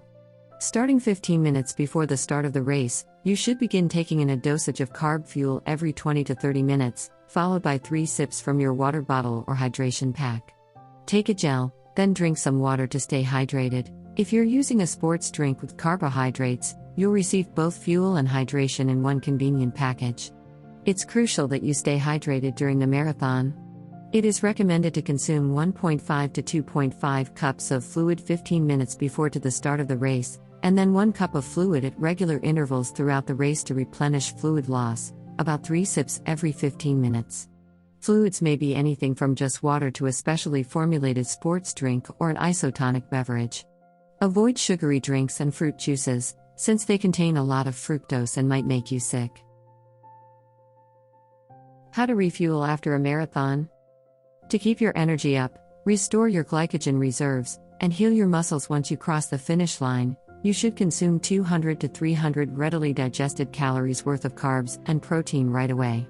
A banana with peanut butter, which satisfies your want for both peanuts and potassium, is one option, as is a protein bar or a glass of chocolate milk. You should keep eating carb-rich foods like pasta, rice, and bread for another 3 to 4 hours after the race if you want your glycogen resynthesis to run as smoothly as possible. Make sure you have something to eat before heading to the pub to celebrate after the race. You should get some post-race food and electrolyte replacement in before you crack open that celebration drink, since alcohol may slow down the healing process. Hydration. You would be wrong to assume that the sole reason to drink water when exercising or at other times is to satisfy thirst. To keep your body at a comfortable temperature, eliminate waste products, replenish fluids lost via perspiration, and preserve joint lubrication, you need to drink enough of water. While on the run, thirst may easily be confused for hunger, and drinking adequately might help you stave off food cravings. To my knowledge, there are no safe levels of water consumption. The general rule of thumb is to consume half your body weight in ounces daily. If you weigh 100 pounds, drink 50 ounces. An excellent strategy for hydration during a run is to drink anytime you feel thirsty. In this way, neither dehydration nor bloating will occur. Recommendations: maintaining consistency and discipline is of greatest significance. Maintain constant vigilance and support your diet. You know your body best, so adjust your diet appropriately. Keeping a food diary might be an excellent idea that helps you see your eating habits for what they really are. Try to stick to natural foods and stay away from processed foods. Don't try to eat less by replacing meals or taking vitamins. Your body needs real food. Stay cool throughout the procedure. Taking action and making changes to one's food and way of life is not a quick cure. Give some thought to what you eat and stay away from processed, packaged goods. The health mantra you should be repeating is run, eat, hydrate. Dietary essentials for runners. In addition to water, vitamins, minerals, and all of the other micronutrients are essential components of a runner's diet. It's the same as a healthy diet for everyone else, but runners, especially those exercising at a high intensity, have more demands for carbohydrates and protein than the average person. Runners who wish to maintain or increase their weight should concentrate on energy-dense meals to satisfy caloric demands, since running burns a lot of calories and endurance training requires conscious thought to nutrition scheduling relative to your exercises. A common question among runners is, what should I eat? General discussions on runner nutrition are interesting, but what, exactly, should a runner eat to maximize performance? Not all things are equal when it comes to figuring out what would make up the best diet for runners. That is to say, it's not enough to just ensure that your daily calorie intake is enough. You also need to pay attention to your macronutrient and fatty acid ratios. The most important factor in successfully satisfying your nutritional demands as a runner is the quality of your food. Down below, we highlight several meal items that are high in each of these 3 macronutrients and hence beneficial to runners. Carbohydrates. Carbohydrates, the body's main fuel source during hard activity, are often considered an essential component in nutrition for runners, despite being demonized by many popular diets. Carbohydrates may be broken down into two broad classes: simple and complicated. Sugars, mono and disaccharides, including glucose, fructose, maltose, lactose, sucrose, and galactose, are examples of simple carbohydrates. They give instantaneous energy but are not sustaining in the slightest. In addition to elevating blood sugar and insulin, simple carbs may cause a rapid drop in blood sugar. Although it's not great for your health in general, runners need to eat some simple carbs. For instance, simple carbs are helpful before and during exercise to replenish glycogen reserves, since the digestive system does not have enough time or blood flow to break down complex starches, fiber, protein, and fat. Therefore, simple carbohydrate-based pre-run snacks and running fuel may give an energy boost for working muscles without creating gastrointestinal upset. Fresh and dried fruit, applesauce, crackers and white bread, cereals, packaged oatmeal, sweets, juice, and sports drinks are all good examples of simple carbohydrate-rich meals. Complex carbohydrates are formed from polysaccharides, which are longer chains of sugar molecules strung together. Often called starches, complex carbohydrates take longer to break down, so they provide more lasting and sustainable energy. Complex carbohydrates also usually contain fiber, which adds bulk or volume to the diet, which increases fullness, aids digestion and promotes bowel regularity, and feeds the beneficial gut bacteria. The majority of the carbohydrates you eat should be complex carbohydrates. Good sources of complex carbohydrates for runners include whole grains, tubers, and legumes. Take a look at these comprehensive lists of carbohydrate-rich foods. Vegetables: spinach, green beans, kale, artichokes, beets, carrots, Swiss chard, Brussels sprouts, kohlrabi, broccoli, zucchini, cucumbers, onions, cauliflower, radishes, turnips, peppers, cabbage, parsnips, celery, asparagus, bok choy, potatoes, sweet potatoes, squash, onions, etc., fruits, apples, bananas, pears, peaches, passion fruit, oranges, grapefruit, berries, cherries, pineapple, kiwi, kumquats, plums, mangoes, star fruit, grapes, nectarines, papaya, melon, guava, clementines, jackfruit, currants, pomegranates, apricots, figs, tomatoes, pumpkin, etc., whole grains, whole, unprocessed oats, whole wheat, quinoa, buckwheat, rye, barley, brown rice, quinoa, teff, farro, armeth, pasta, bread, oatmeal, healthy cereals, etc., legumes, beans, peas, lentils, peanuts, soy, etc., running-specific sport performance fuel, energy bars, healthy energy gels, sports drinks, dried fruit, etc. protein. As long as your body is well fueled and your runner's diet plan is generally meeting your nutrition needs, protein isn't typically oxidized for energy while you run to the degree that carbohydrates and fats are. For example, if you are having a 300-calorie snack after a run, aim for about 60 grams of carbohydrates and 15 grams of protein. Protein sources in a healthy runner's diet include fish, halibut, anchovies, flounder, salmon, sardines, haddock, catfish, mackerel, tuna, bass, trout, tilapia, mahi-mahi, cod, catfish, etc., seafood, scallops, crab, shrimp, prawns, lobster, crayfish, mussels, squid, oysters, clams, etc. Poultry, turkey, chicken, squab, emu, duck, quail, etc. Lean meat, lean beef, pork, venison, bison, alligator, etc. Legumes, beans, peas, lentils, etc. Soy, tofu, tempeh, edamame, soybeans, soy milk, etc. Low-fat dairy, low-fat milk, cheese, ricotta, yogurt, cottage cheese, kefir, buttermilk, etc. Eggs. What is an ultramarathon? Any running race with a distance more than 42.195 kilometers is considered an ultramarathon. The 50-kilometer race is the smallest ultramarathon distance. Alternatively, an ultramarathon is any running competition that lasts for 6 hours or more. An ultramarathon may be a race over a certain distance, in kilometers or miles, or a race over a set amount of time, in hours or days. www.ultramarathonrunning.com. 50 km (km) 100 km (km), 50 mile, and 100 mile ultramarathons are the most common distances for these types of races. There is also a wide range of race lengths, with the longest ultramarathons going as far as 1,000 km (km) or 3,100 miles. The most common durations for timed ultramarathons are 6, 12, 24, 48, 72, and 10 days. Multi-day events spanning many nations or even continents are also considered ultramarathons. The Self-Transcendence 3,100-mile race is an annual event that boasts the record for the longest official ultramarathon in the world with a total distance of 3,100 miles, 4,989 kilometers. WHO exactly are ultramarathoners?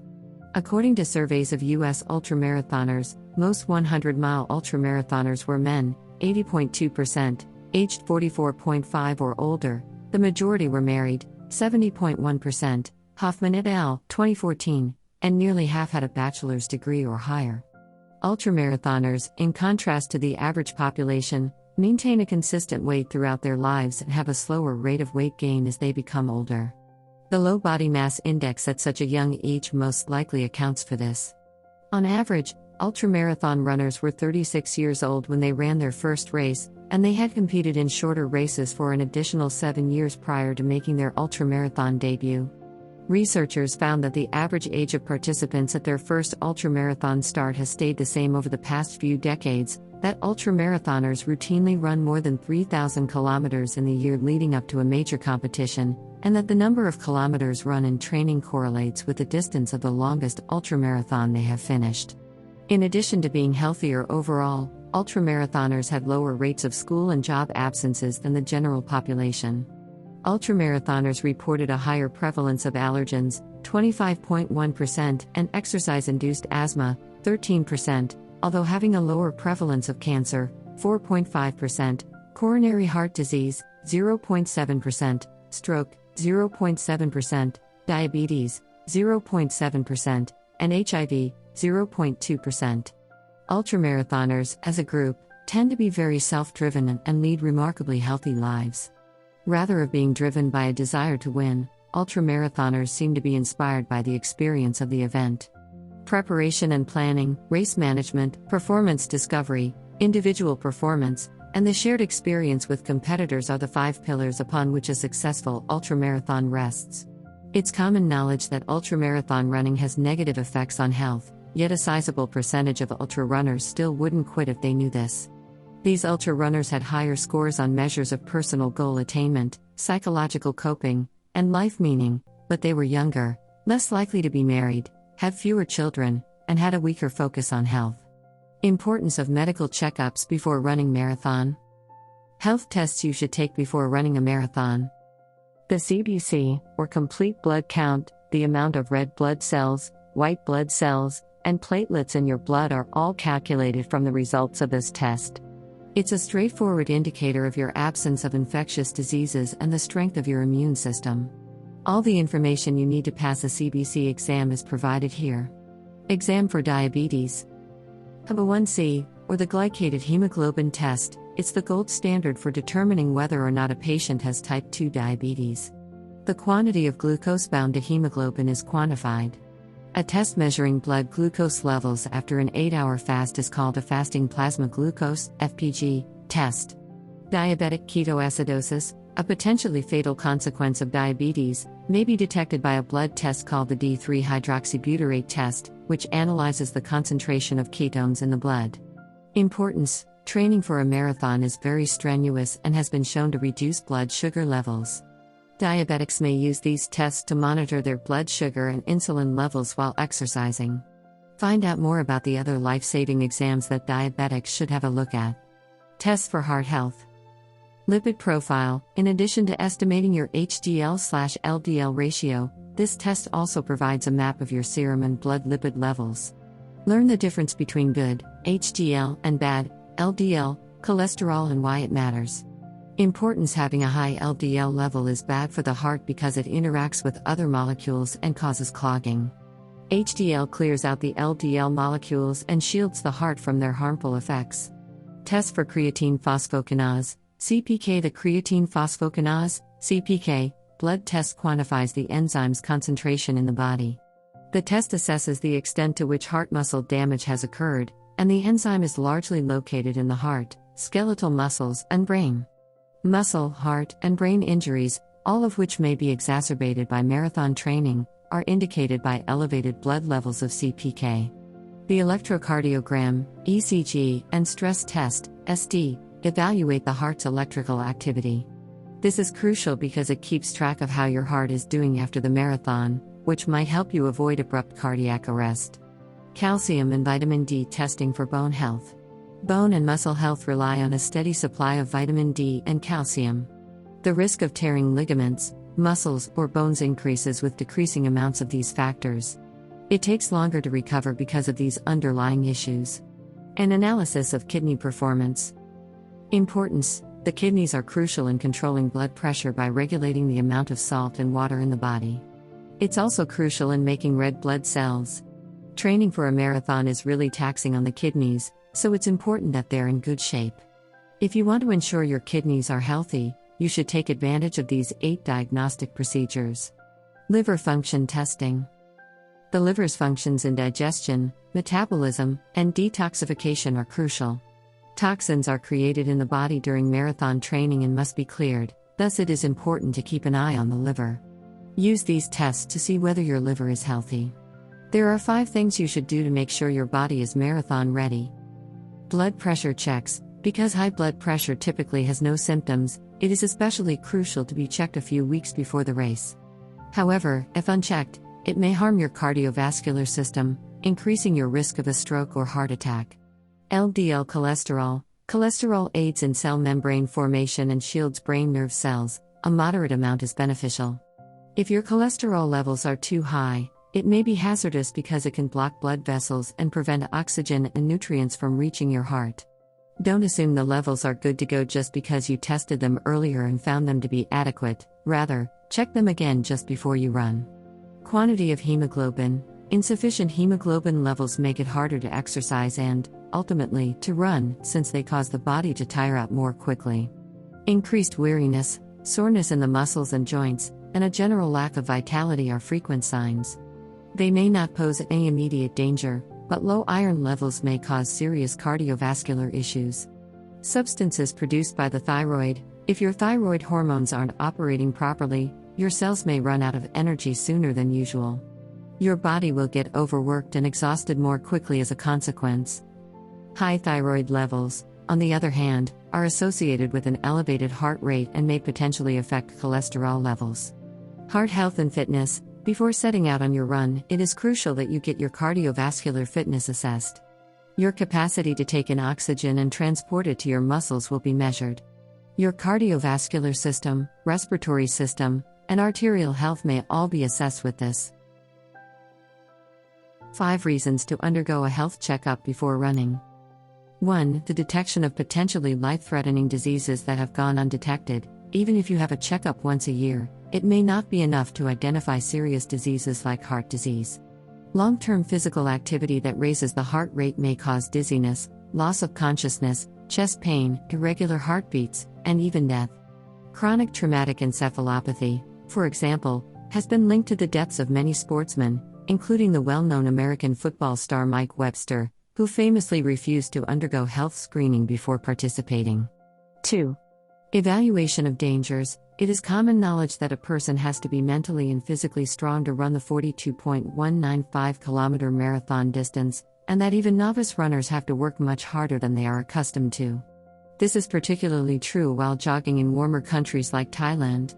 In addition, studies conducted by Harvard University reveal that annually, between 200 and 300 young men and women perish due to exercise-related causes, most often asthma attacks and heat exhaustion. As a result, you shouldn't ignore things like using the proper breathing technique, drinking lots of water while running, being alert of abnormal symptoms should they emerge, and checking with a doctor to evaluate your risk level before running. 3. Recognizing obstacles to running. Many people believe that those who already struggle with weight, blood sugar, or hypertension issues should exercise more to improve their health.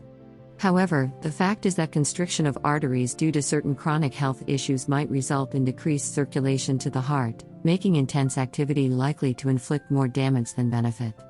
As a result, those who have these problems should never start running without first talking to their doctor. 4.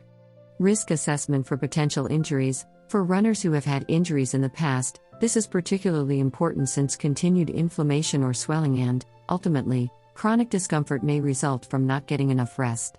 This kind of screening is especially important for runners who haven't had any formal technique training, since it may help prevent the recurrence of problems that might force them to stop running for a long period if they don't get the help they need. 5. Physical examinations. The greatest quantity of oxygen a person can use while exercising is determined through an aerobic test, VO2 max assessment, administered by medical personnel as part of a fitness test. If the test shows that the patient is exceptionally fit, then the data may be used to assist them develop training plans that will allow them to reach their maximum speed and distance potential. When you have type 1 diabetes and you want to run.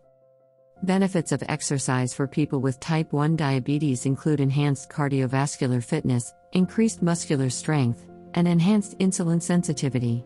While exercise is crucial for persons with type 1 diabetes, it may be challenging and worrying to figure out how it will affect blood sugar levels, especially for those who are just starting to manage their condition.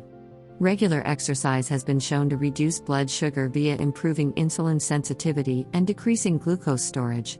Some runners have hypoglycemia, low blood sugar, during and after their workouts, or even later in the day or evening. But for some persons with type 1 diabetes, the reverse is true. Their blood sugar might actually rise. Keep running.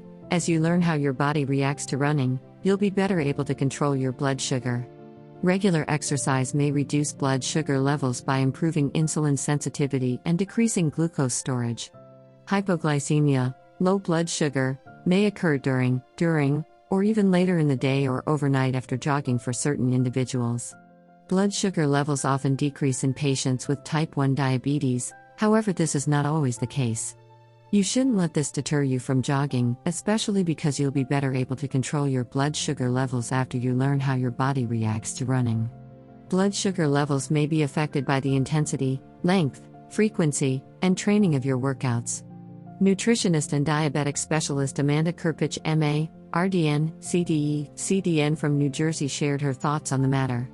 According to what she has to say, the term running may refer to anything from a short sprint to a long marathon, as well as to high-intensity interval training sessions that may or may not rely on aerobic and anaerobic fueling systems, respectively. Knowing to anticipate these changes may help alleviate some of the stress they cause and lead to more precise insulin and dietary plans. Because of this variation, it is important to tailor exercise recommendations to the specific needs of each person. How you keep your blood sugar under control when out jogging or otherwise exercising is also incredibly unique. Other factors that might alter blood sugar during exercise include how long it's been since your last meal and how much insulin you're carrying. No perfect universal science exists, but if you learn your own personal tendencies, you can run without worrying about extreme glucose excursions, highs and lows. What follows are some recommendations for getting started. Health benefits of running a marathon. 1. You'll start melting fat like butter. People often begin marathon training with the primary goal of improving their fitness levels. Running outside may serve as the perfect antidote to the demotivating effects of the gym, especially if you find yourself bored while exercising there. During a marathon, you may burn up to 2,600 calories. Marathon training is tough, but it's far more enjoyable when you're surrounded by stunning scenery. 2. You'll start eating better. One of the benefits of training for a marathon is a heightened awareness of one's diet and overall health.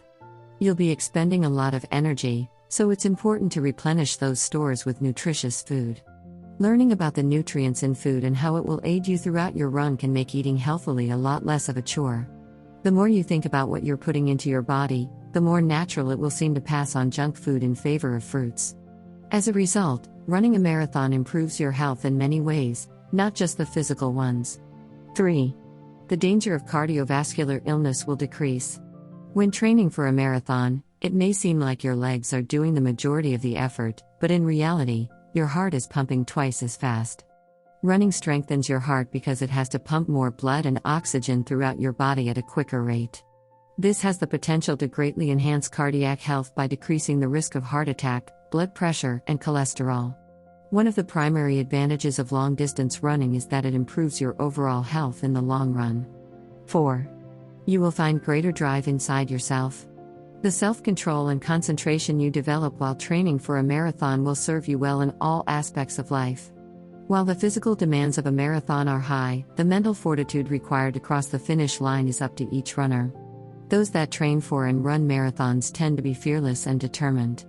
They must also maintain self-control to accomplish the difficult tasks of maintaining a nutritious diet and rigorous exercise regimen. If you decide to prepare for a marathon, you may find that you are more attentive and efficient in your daily tasks. Running a marathon has positive effects on your body and mind that last long after the event is over. 5. It is a wonderful self-assurance booster. In my experience, after you've ran 42 kilometers, you're pretty much unflappable no matter what comes your way. Even while plenty of people start a marathon, only a small percentage ever cross the finish line. If you are one of the few people in the world who finish a marathon, you will feel like you can conquer anything. This may give you the confidence to speak up for yourself at work, trust in your own judgment, and charge you up to accomplish your goals. 6. Your outlook on life may improve. Long-distance running, particularly if combined with other relaxation techniques, may be a great way to de-stress and rejuvenate after a hectic day. By stimulating the release of endorphins, or feel-good hormones, during physical activity, you may improve your mood. This is why, despite having just completed a marathon, you feel happy rather than weary at the finish line. Additionally, daily marathon training might bring about contentment and serenity. Reducing stress and reevaluating priorities may be accomplished by some quiet time alone while running. Long-distance running, such as marathons, has been linked in some research to a reduction in depressive symptoms. If you dedicate some time each day to training, you may get benefits beyond the marathon itself. Increasing your level of physical activity is an excellent strategy for better health. For this reason, outdoor leisure amenities are a top priority for Shriram properties. You may prepare for your next marathon in style on our running courses, which are surrounded by lush vegetation. Social benefits of running in a group. The conversations you can have with other runners during a run can make the miles fly by. Running in a group is the perfect way to gain motivation, learn from more experienced runners. Running in groups are huge reasons why running is becoming so popular again. There are 3 reasons why running in a group is and has become so wildly popular. Motivation. The best approach to get your workout routine off the ground is to invite some buddies to join you. As you jog along, you and your companion may discuss anything. Most people concentrate on the reasons why they can't accomplish something, but Steve Case stated it best: you shouldn't focus on why you can't do something. If you want to be an outlier, you need to think about why it's possible. In addition, being in the same boat with someone else always makes you feel closer to them. This explains why elite running teams consistently outperform individual elites during competition. Running in a pack, even if you don't know everyone in it, might be more motivating than going out on your own. Gain knowledge from seasoned runners. You could find the answers to all your running-related queries while out on a run. A seasoned athlete would be able to provide advice on how to stretch, what foods to consume, and what kind of workouts would be most beneficial. Getting advice from a runner who has been around the block might help you reach your own personal best. Run 856 is just one example of the many online running groups where beginners may get advice and encouragement from seasoned runners. Mind games for long runs and races. Long-distance races and runs provide a mental strain that is equal to, if not greater than, the physical demands. Here are some mental exercises for long-distance races and runs that may raise your self-assurance, concentration, and overall performance. Use these mental tricks on your next long run or marathon. Take use of visual aids. Simply visualizing a meaningful symbol or picture might make you feel good and help you concentrate. Think about a world-class sprinter or a very swift or fierce animal. You might also try visualizing a loved one's face to encourage you to keep going. Consider visualizing the organization's emblem or another motivating image if you're running for a certain cause or charity. Outfit yourself for success. To put your best foot forward on a first date or at a job interview, you'll naturally choose to dress in a way that boosts your self-assurance. Don't change your approach for the major competitions.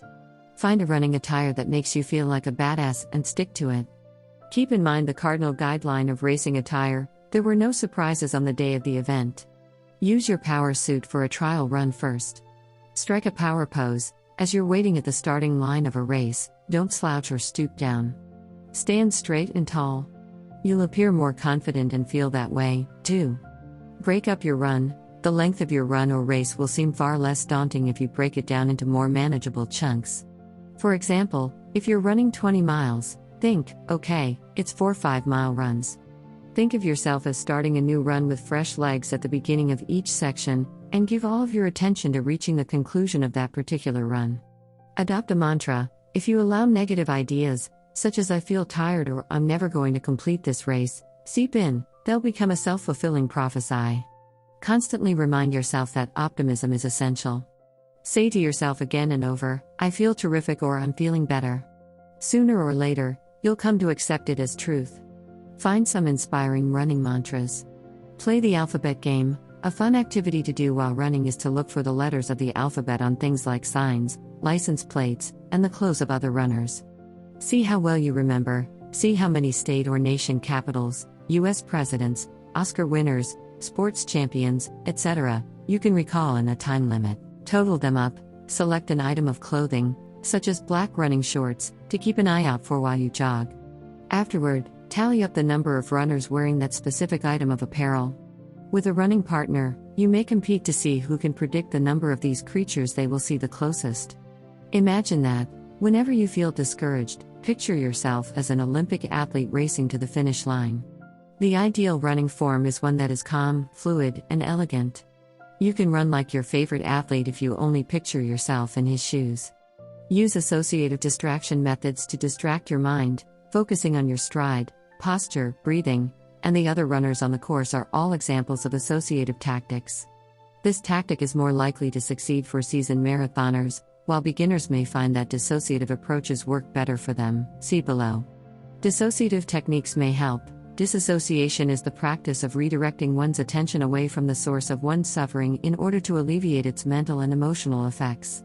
You might pretend you're jogging on the beach or beginning an easy run on your favorite route instead. Take precautions. It's important to be ready for everything that can happen during the race. Have a backup plan ready in case your race day pacing strategy fails, it starts to rain, or the wind picks up.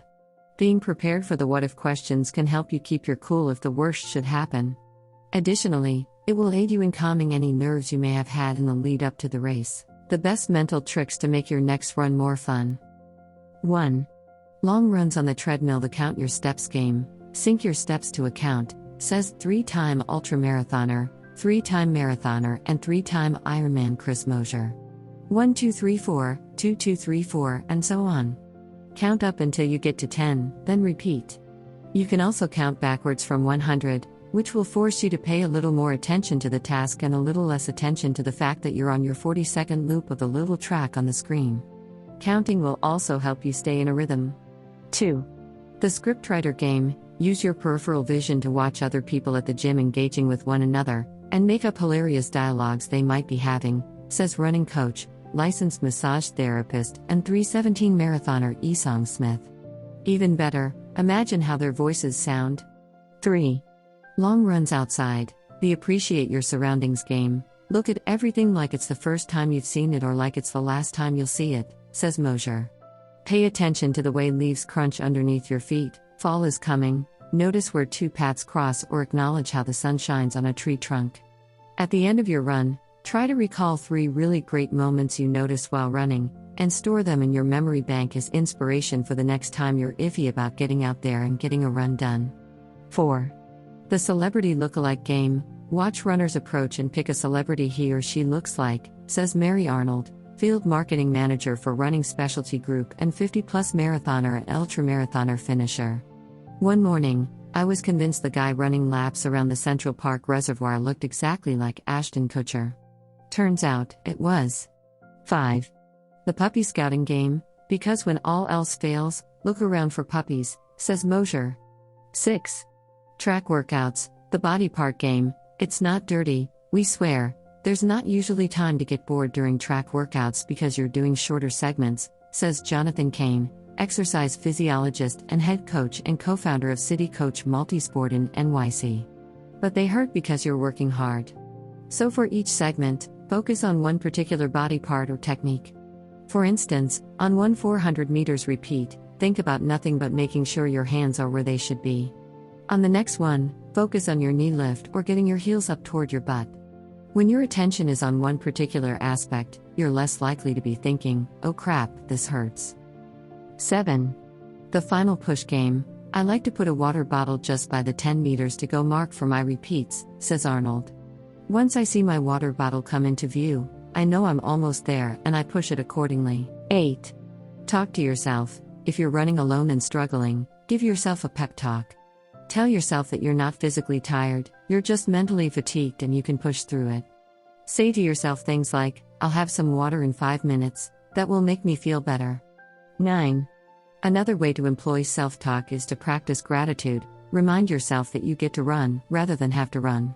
Enjoy and be grateful for the ability to move, the endurance to go far, and for the time, scenery, weather, and training that you have in this moment. 10. Break up your run. Dividing your run into smaller segments will make the distance feel much more manageable. For example, if you're running 20 miles, think, okay, this is 4 5-mile runs. At the start of each new segment, visualize yourself just starting out on a new run with fresh legs and just focus on getting to the end of that segment. 11.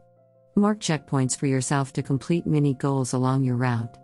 Upcoming milestones like a special tree or a statue along the route, or running for 5 more minutes or until the end of the block can be motivating. 12. If you're running on a DIY route, not in a park or on an official running route, create your own aid station for supplies and to revisit as a goal. Run a loop or an out and back route that takes you from your home, starting point, to your car, halfway point, and back, where you can check in as a goal. Or have a friend meet you halfway into your run at a predetermined point. 13. Another great mental trick is to convert a miles goal, I want to tackle 10 miles today, to a minutes goal, I want to run 120 minutes today, or vice versa. That way, if your next goal is 3 miles away, you can mentally strategize, that's only a half hour away. 14. Embrace the challenge. As you're doing a long run, remind yourself that it's not easy to train for a long distance event. If it were, everyone would do it, right? Remind yourself that you're taking on a challenge and the difficulties you face will make your accomplishment even more worthwhile in the end. 15. While taking on a multi-mile route, also remember that you can, and should, go as slow as you need to. Long mileage is all about endurance, not speed, so if you're struggling to keep moving, slow down. Run at a recovery pace, take a walking break, or even pause to sit down for a few minutes if that's what your body needs. Once you've caught your breath and relaxed, resume. 16. Find a mantra, picking a short phrase, such as one step at a time, that you play over and over in your head while running can help you stay focused and centered. It can be your inner motivation when you need it most. You may already have a favorite phrase to use as a mantra, but if you don't, check out these sample running mantras and marathon quotes for inspiration. 18. Use imagery. When you hit a rough patch, try to imagine yourself as an Olympic athlete who is headed towards the finish line. Envision your running form as smooth, graceful, and relaxed. Tune into your senses and practice visualization techniques for athletes to imagine yourself hitting a major milestone, grabbing that finisher medal, or simply making it to the next mile marker. 19. Play counting games. If you run where there are a lot of other runners, try this game. Pick out a specific article of clothing, such as a white running hat, to look for during your run. Then count how many runners you see wearing it. If you're running past or by other runners, remember that you're part of a community and become empowered by the shared bond you have. If you do a lot of running on the roads, you can also do this with cars of a certain model or color. Passing through a popular walking trail? Count how many dogs you see or the different types of trees you spot. 20. Make post-run plans. It's great to decide what you want to do after you finish a run, especially if you're running in the morning. Ponder something basic such as what to make for dinner. It helps you organize your day and gives you something to look forward to after the run. 21. Visualize your race. If you're training for a race such as a marathon, picture yourself running the course, every mile, and crossing the finish line. Picture how you want to pose for your photo as you run through the finish. Try to see the clock with your goal time, if you have one, displayed.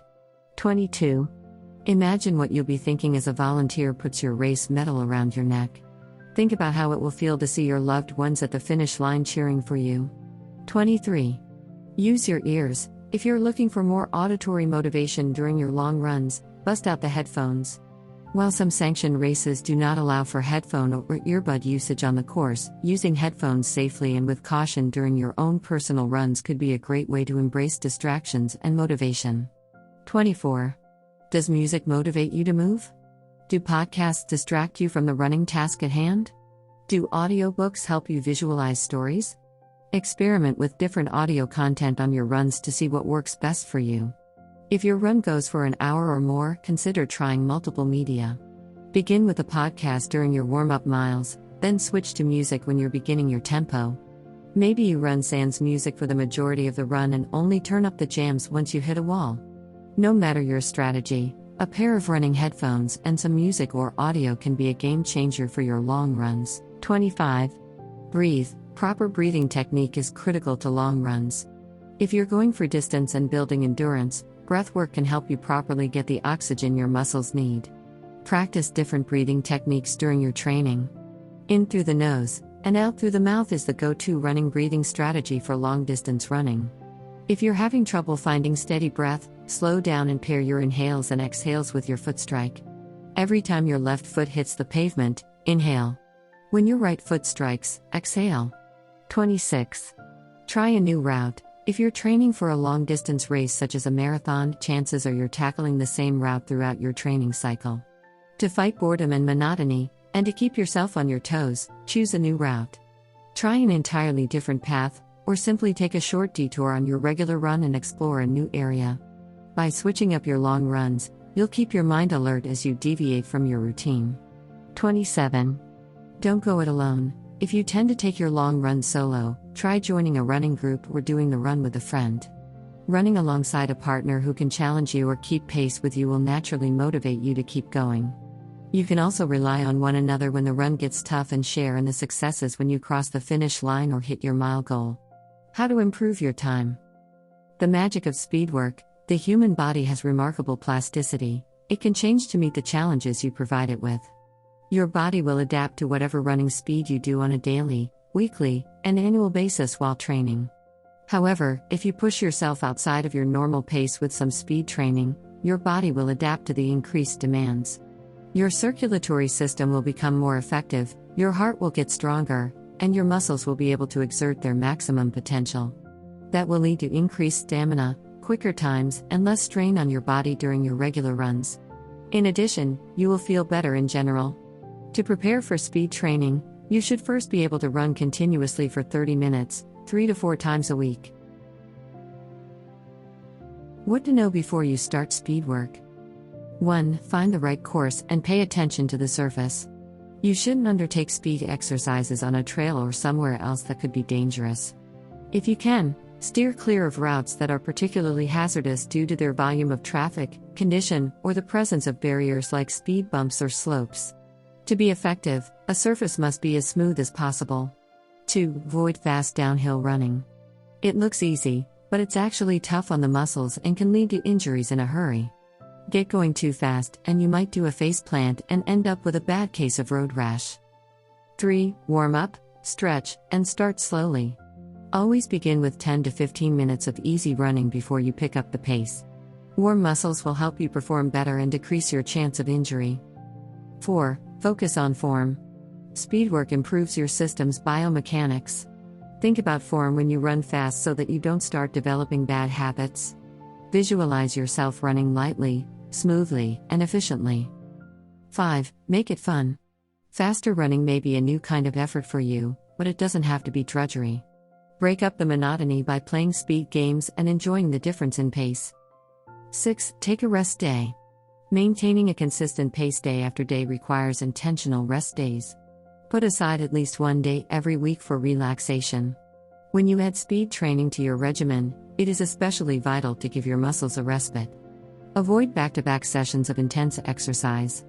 For muscle tissue to recover and strengthen, some downtime is required. Running more effectively and with less risk of injury may be accomplished by using rest days and varying the intensity of your sessions. 7. Expect a little discomfort at first. It's likely that your body has acclimated to your regular pace. Because you want it to go more quickly, it will inevitably whine and grumble. You may feel more out of breath and have burning in your lungs and legs. However, you shouldn't feel any severe discomfort. Delay of onset muscle soreness, DOMS, may occur anywhere from 24 hours to 72 hours after beginning a speed training program. You are on the right track by challenging your muscles in novel ways. Specific ways to get faster. 1. Tap into intervals. Workouts that consist of many short intervals may be a lot of fun. The track is ideal for these kinds of exercises since it allows for precise distance measurement. After a 10-minute warm-up, run 400 meters, 1 lap, at your 5K speed, then jog 1 lap to recover. In other words, if you can run 3.1 miles, 5K, in 24 minutes, then you can cover 400 meters, 2 laps, in around 2 minutes flat. It is recommended to begin with 2 or 3 400-meter repetitions, with a recovery lap in between each, and build up to 5 or 6. You can get the same exercise in on the road if you don't have access to a track. Seek for a smooth, level section of roadway. In the event that you are uncertain of the actual distance, you might use light posts or telephone poles to indicate your intervals. Following a 10-minute warm-up, 1 mile may be achieved by sprinting for 2 telephone poles, recovering for 2, and repeating the process. 2. Tackle the tempo. Do a tempo workout once a week. Tempo runs help you develop your anaerobic threshold, which is critical for running faster. Anaerobic threshold refers to the point at which your muscles begin to burn fuel in the absence of oxygen. This will allow you to run faster with less fatigue. One running coach said that the tempo is the single most important workout to improve your speed for any distance. To do a tempo run, start your run with 10 minutes of easy running. Next, continue with 15 to 20 minutes of running near your 10K, 6.2 miles, pace. If you can run 10K in 60 minutes, your pace would be approximately 10 minutes per mile. If you're not sure what your 10K pace is, just run at a pace that feels comfortably hard or an effort of 8 on a scale of 1 to 10. Finish with a cool-down run of 10 minutes. As you get stronger and your endurance improves, increase the length of your tempo training. The longer you can maintain a comfortably hard pace, the better. Practice this workout for several weeks and you'll probably be rewarded with a PR at your next race. 3. Test your strength on hills. Hill workouts have several positive effects on health. Your quads, hamstrings, calves, and glutes, butt muscles, will all improve in strength. Ending your boredom is a reality. You'll also gain self-assurance and a stronger upper body, since your core will have to work more to keep you upright. You'll be driving your arms harder. If you've been doing hill repeats, you won't be fazed by a challenging route.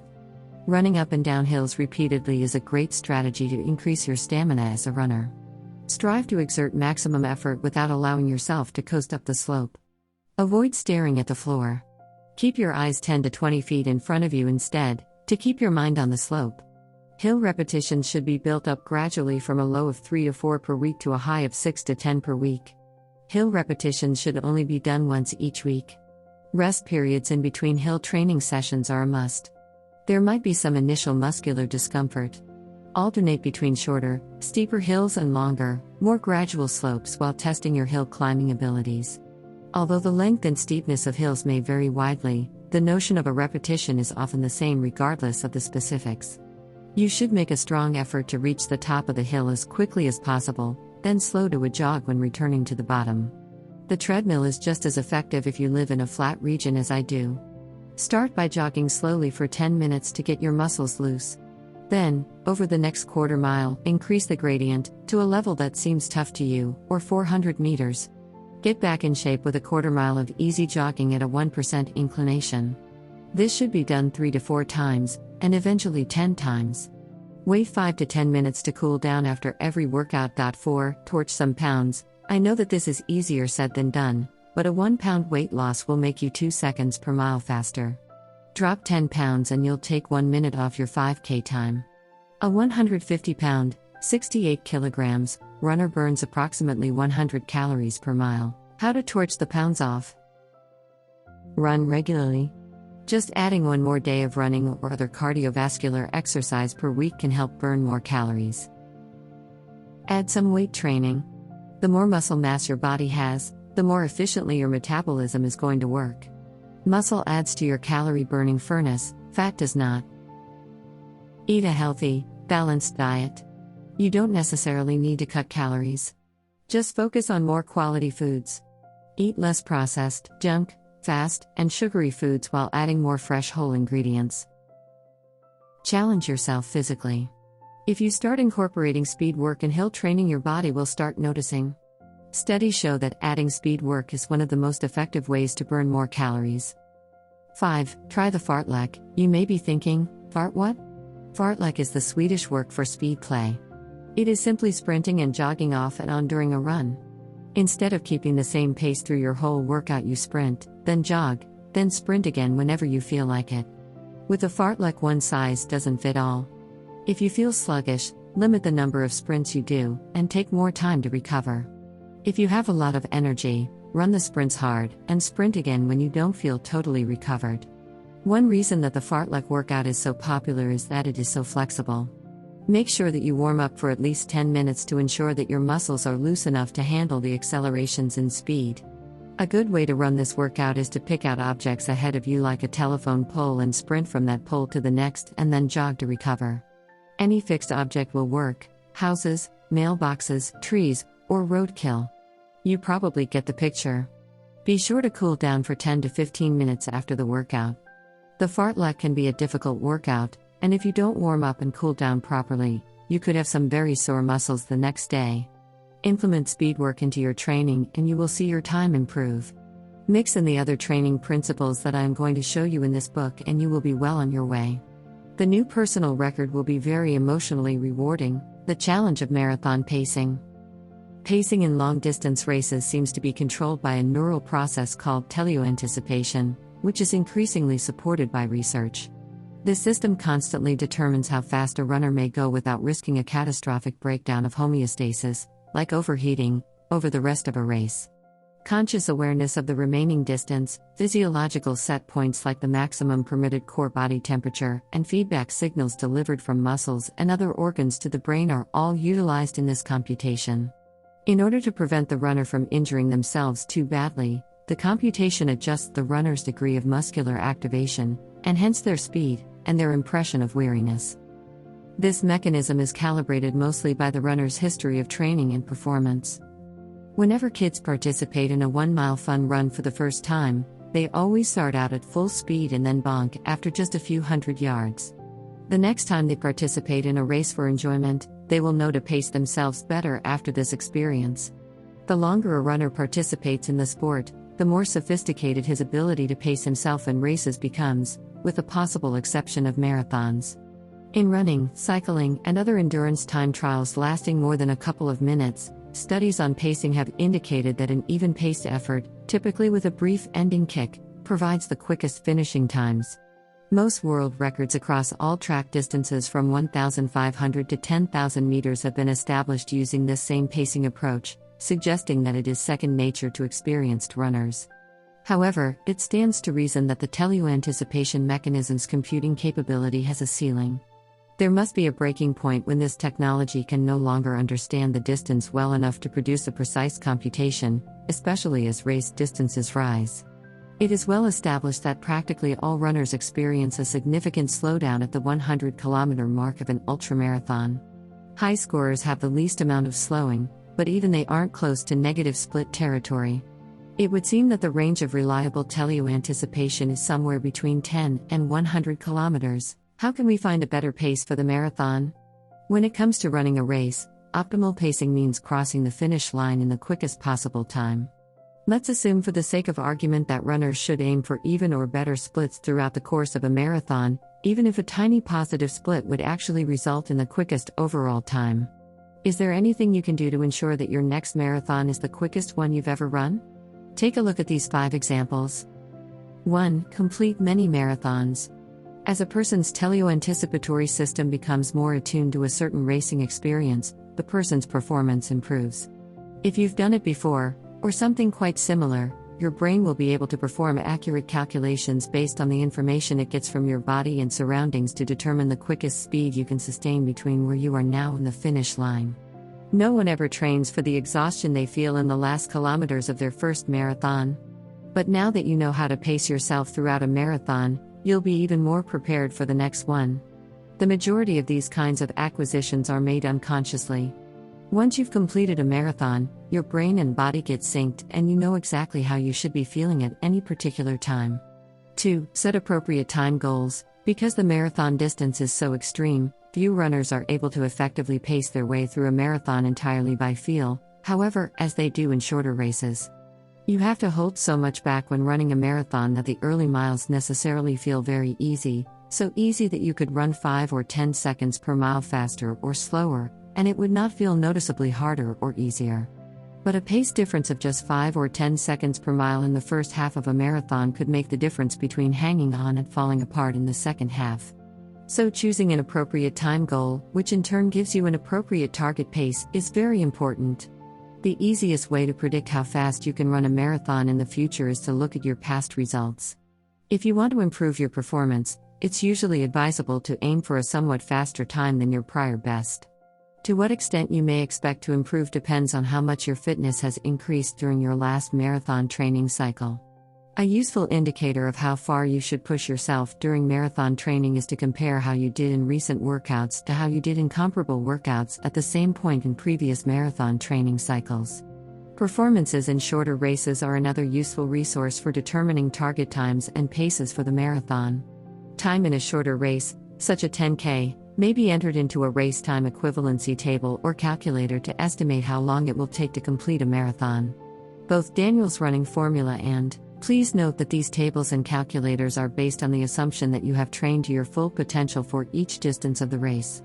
When compared to, instance, training for a 10K, the distance that constitutes excellent marathon preparation is quite a bit more.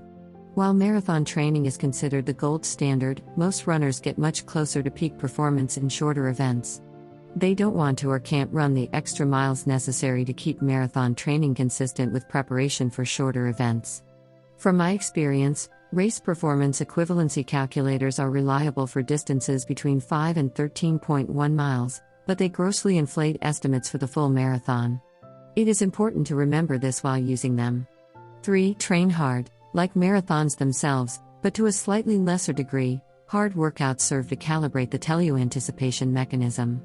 Hard workouts expose your body to fatigue in ways that are similar to how marathons do, so they teach your body how fast and how far you can go before fatigue will occur. This internalized feel for your limits will help you pace yourself more effectively on race day. The more marathon-specific a workout is, the more it will help you in this regard. Therefore, in the final weeks of training for a marathon, you should do a handful of very challenging workouts that mimic both the speed and the endurance demands of your coming marathon. Methods for deciding on the proper tools. Runner's shoes. Investing in a good pair of shoes is always money well spent. Finding the right pair of running shoes from the many options may be a daunting task. Spending a fortune on the priciest pair is unnecessary, but neither is buying a pair from Walmart. If you know you'll eventually get around to wearing a pair that's been collecting dust in the back of your closet for a while, you may be tempted to grab for them. Even if you never use your shoes, the materials inside them might eventually degrade. Therefore, you miser, go get a new pair. Visit a running specialty store for a professional foot measurement and fitting if you've never had running shoes fitted before. It's possible that investing in a high-quality pair of running shoes might greatly improve your efficiency. Characteristics revealed by your feet. To find out what kind of feet a person has, they may moisten the bottom of one foot and walk firmly onto a paper bag. Examine the damp imprint to see how much of your foot really made contact with the bag. With a high arch, your toes, ball of foot, and heel will be supported, but the rest of your foot will feel little pressure. A normal arch will leave an impression of all of these characteristics, as well as a 2 to 3 inch outline of your foot's length. If you have a flat foot or a low arch, the whole sole will leave a footprint when you place your foot down. You can learn a lot by examining the tread wear on your shoes, for example. Consider a pair of old, flat-soled shoes. To illustrate, consider your heel. Which do they prefer, an inward or an outward tilt in their posture? Does one side of the heel wear out quicker than the other? Can you tell whether there are certain spots on the sole that have worn down more than others? Knowledge about your pronation or gait patterns may be gained from this. When the foot slides inward toward the midfoot, this is called pronation. To simplify, we may classify runners into 3 broad categories. Your foot should fall in one of these 3 patterns as you stand up. First, there's the neutral, normal arch position, in which your foot absorbs stress by striking the ground on the outside side of the heel and rolling slightly inward to the inner of the ball of the foot. Overpronation, flat feet, low arches, is a gait pattern in which the foot strikes the ground on the outside edge of the heel but then rolls inward during propulsion. This causes the body's weight to be transferred from the outside to the inside of the sole, allowing for more motion. When the foot delivers a typical heel strike but fails to roll inward enough after impact, the consequence is an unusually restricted range of motion known as a high arch, supination. It might help you choose shoes that fit perfectly if you have a better understanding of your foot form. It's important to remember that even the helpful advice for choosing the right shoes. 1. Swollen feet are normal, therefore it's best to try on shoes in the afternoon. The foot swells around 1/2 size during the day and during running. 2. There should be enough room for your index finger to fit in between the tip of your longest toe and the top of your shoe. 3. Toes shouldn't feel squished, so make sure the toe box is roomy enough for them to slide up and down. 4. When walking in the shoe, you should feel no discomfort. Take it for a short test jog if allowed. 5. Keep your heel in the shoe's heel counter as you toe off. To go for a run, you don't need to wear anything flashy. Veteran marathon runners have been seen training in worn-out sweatpants and t-shirts. There are newcomers who use cutting-edge technology but have no idea what they're doing. Having the right clothes on won't make you a great runner, but it will make your workout more bearable. The fabric and the fit of your running gear are the 2 most crucial factors. Running gear for marathons and ultramarathons. Marathon gear checklist. Comfortable running shoes, sweat-wicking socks, technical running top, running bra, running shorts, tights or pants, hydration system, nutrition plan, chafe protection, recovery gear. The shoes. You should put the comfort of your feet before everything else since they will be carrying you for a long time. The professionals at your neighborhood Fleet Feet may assess your foot shape and prescribe the ideal shoes for you based on that information. You shouldn't wear the racing shoe you use to exercise in on race day. High-mileage runners may think about investing in several pairs of shoes to use in rotation. Similar to how different golf clubs are used for various strokes, different running shoes are best suited for various sorts of workouts and distances. Race shoes are designed to give you an advantage on the big day. Gone are the days when a racing shoe was simply as lightweight as possible, leaving little cushion to protect you from the pounding of the road. Modern super shoes are designed to shield runners from the harmful effects of running by using cutting-edge cushioning technology. Extremely lightweight, many of them are also constructed with a carbon plate to replenish energy, prevent weariness, and boost speed during exercise. The longer the duration of your race, the more time you'll have to reap the benefits of carbon-coated shoes. So many people wear them to marathons because of this. They are effective, to say the least. Before you reach to the starting line, make sure the shoes you'll be wearing fit and feel good via training. The tops. Having a technical running shirt can greatly improve the quality of your race. Cotton shirts are notoriously bad at wicking away moisture and drying quickly. It's unpleasant at best and downright painful to run while wearing a damp shirt. Invest in a shirt that not only fits you well but is also built for jogging.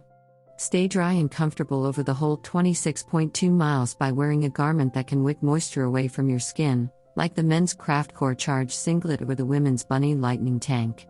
Women need a sports bra that is as supportive as it is sweat-wicking and skin-friendly, much like a decent pair of running shoes. You should try on a variety of bras to choose the one that best complements your figure. Some of the most well-liked bras include the Handful Y Back Bra, which gives high-impact support and more covering, and the Brooks Drive Convertible Run Bra, which delivers compressive support without limiting mobility. A bad storm is always a possibility when you have to run for hours on end. The weather jacket is a go-to layering piece for when the weather takes a turn for the worse.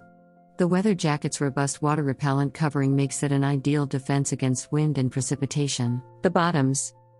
Shorts and leggings made specifically for running are designed to let you move freely so you can focus on your pace. One of our favorite running shorts for men is the On Hybrid short. The hybrid short is built from lightweight technical 4-way stretch fabric and includes a detachable internal compression short that can be worn on its own. For women, we love the On Active Tight and Brooks Chaser short. The Active Tight is soft and supportive, thanks to a smooth polyester fabric that moves with your body for a second skin feel. Both bottoms include pockets that are perfect for stashing a few essentials. The Chaser short comes in lengths of 3, 5 and 7 and in a variety of colorways. The lightweight fabric wicks away sweat and dries quickly. The socks. Having the best running socks is a non-negotiable part of your training and race day kits. Compression helps improve blood flow so you feel fresher for longer. That's why we like the SEP Compression Sock 3.0. The medical-grade compression in the 3.0 can help reduce swelling and muscle strain, which can help you recover faster. High-tech fibers mitigate moisture to keep you dry during your longest runs. For runners who don't want compression, we'll keep your feet happy. The socks are cut specifically for your left and right foot to eliminate bagginess that can cause hot spots and blisters. Plus, the nylon, polyester and spandex blend delivers a snug fit and excellent moisture management. The accessories. Hydration and nutrition. You'll need to carry water and a fuel source with you for long runs. Your body requires fuel for any run longer than an hour. That means finding a comfortable way to carry water and your fuel source of choice, be it gels, chews, bars, etc. This is crucial to test during training. Nathan packs make carrying your water and calories a breeze. The Nathan Vapor Car 2.04 liters and Nathan Vapor How 12 liters were designed in collaboration with elite ultra runners Rob Krar and Stephanie Howe. The packs each hold 2 soft flasks on the front and work with extra bladders so you can haul all the H2O you need, and they have enough storage space to stash energy gels, chews or whatever else you like to eat on the go. Your training sessions are the perfect time to test different nutrition products to see what works best for your body. Try different products during long runs and high-intensity speed workouts so that you can simulate a race environment and prepare your body accordingly. Fleet Feet runners recommend Morton Energy Gels for marathons. Morton uses a unique hydrogel to help transport carbs and sodium through your stomach and into your intestines, where it can be absorbed easily, minimizing the chance of an upset stomach. Chafing protection. Stop chafing before it interrupts your training or the race itself.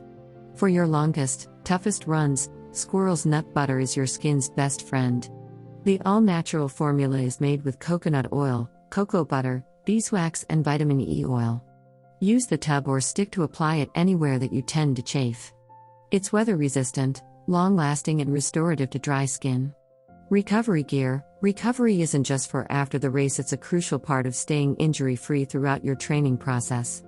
Help your body recover from long runs and speed workouts with massage tools.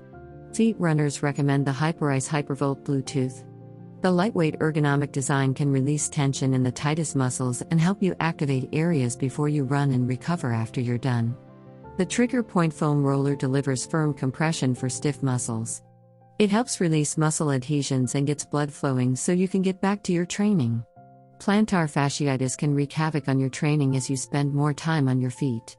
The R3 roller was designed to loosen and stretch the plantar fascia and reduce pressure on different areas of the foot. Use the R3 to warm up your feet before your run and to help them recover afterward. Additional points to keep in mind and good luck. Whether it's a peaceful yoga workout or a high-intensity bout on the treadmill, exercise is proven to immediately reduce the amount of the stress hormone cortisol. The benefits of lower cortisol include better muscle repair and metabolism, along with reduced inflammation, stress, and anxiety, due to this stress hormone's role in creating fight or flight feelings. Endorphins are brain chemicals produced to reduce pain and discomfort. They act similarly to opioid drugs by producing feelings of euphoria. Not only do they stimulate a better mood, but they also can help mask feelings of discomfort for hours after intense exercise. Endocannabinoids are also thought to contribute to runners' high, that euphoric mood you feel after completing a run. Research on the role of endocannabinoids after exercise is still limited, but smaller studies indicate that exercise of any intensity can boost mood. What's more, outdoor runners may reap double mood-enhancing benefits. That's because regular exposure to sunlight, especially bright light, can significantly reduce depression. Additionally, the fresh air adds more brain-boosting benefits than running indoors. Even one run can change your brain chemistry in the part of the brain responsible for cognitive function, thanks to increased oxygen to the prefrontal cortex. This translates to better decision-making, reduced impulsivity, and an increased attention span if you're exercising regularly. Feeling less brain fog and more mental clarity can reduce feelings of helplessness, anxiety, and depression. The boost of blood flow and oxygen to the brain can reduce and possibly even prevent many of the cognitive effects of aging. Even at rest, regular exercisers have been shown to have higher levels of blood flow to the brain. This is great news for cardiovascular health and longevity, and it also bodes well for brain health. Research has indicated that the boost of oxygen to the brain that comes from running regularly may also offer protective benefits.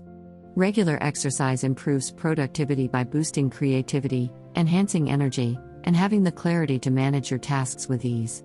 When you're managing things handily, you'll get more done, avoid overwhelm, and likely experience more satisfaction from your work. Aim to run in at least 3 times per week. The more frequently you treat your body to oxygen-enhancing, stress-relieving exercise, the more your body can adapt. Take a rest day as needed, but even a short run has benefits. Vary your intensity. You don't need to do a grueling 10-mile run every day. Even a mile or 2 in the fresh air will give you a quick reset. Ideally, you can get a 30-minute workout in on most days, but take it easy on yourself if you need an easy day. Mix it up. Running workouts can take many forms. You can do a long, slow-distance run every 7 to 10 days, but your other workouts can be as varied as your imagination allows.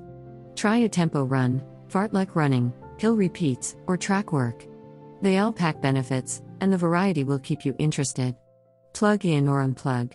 Listen to a podcast or music if you need a distraction, or leave your earbuds at home and enjoy some quiet time with yourself. Take it easy on yourself.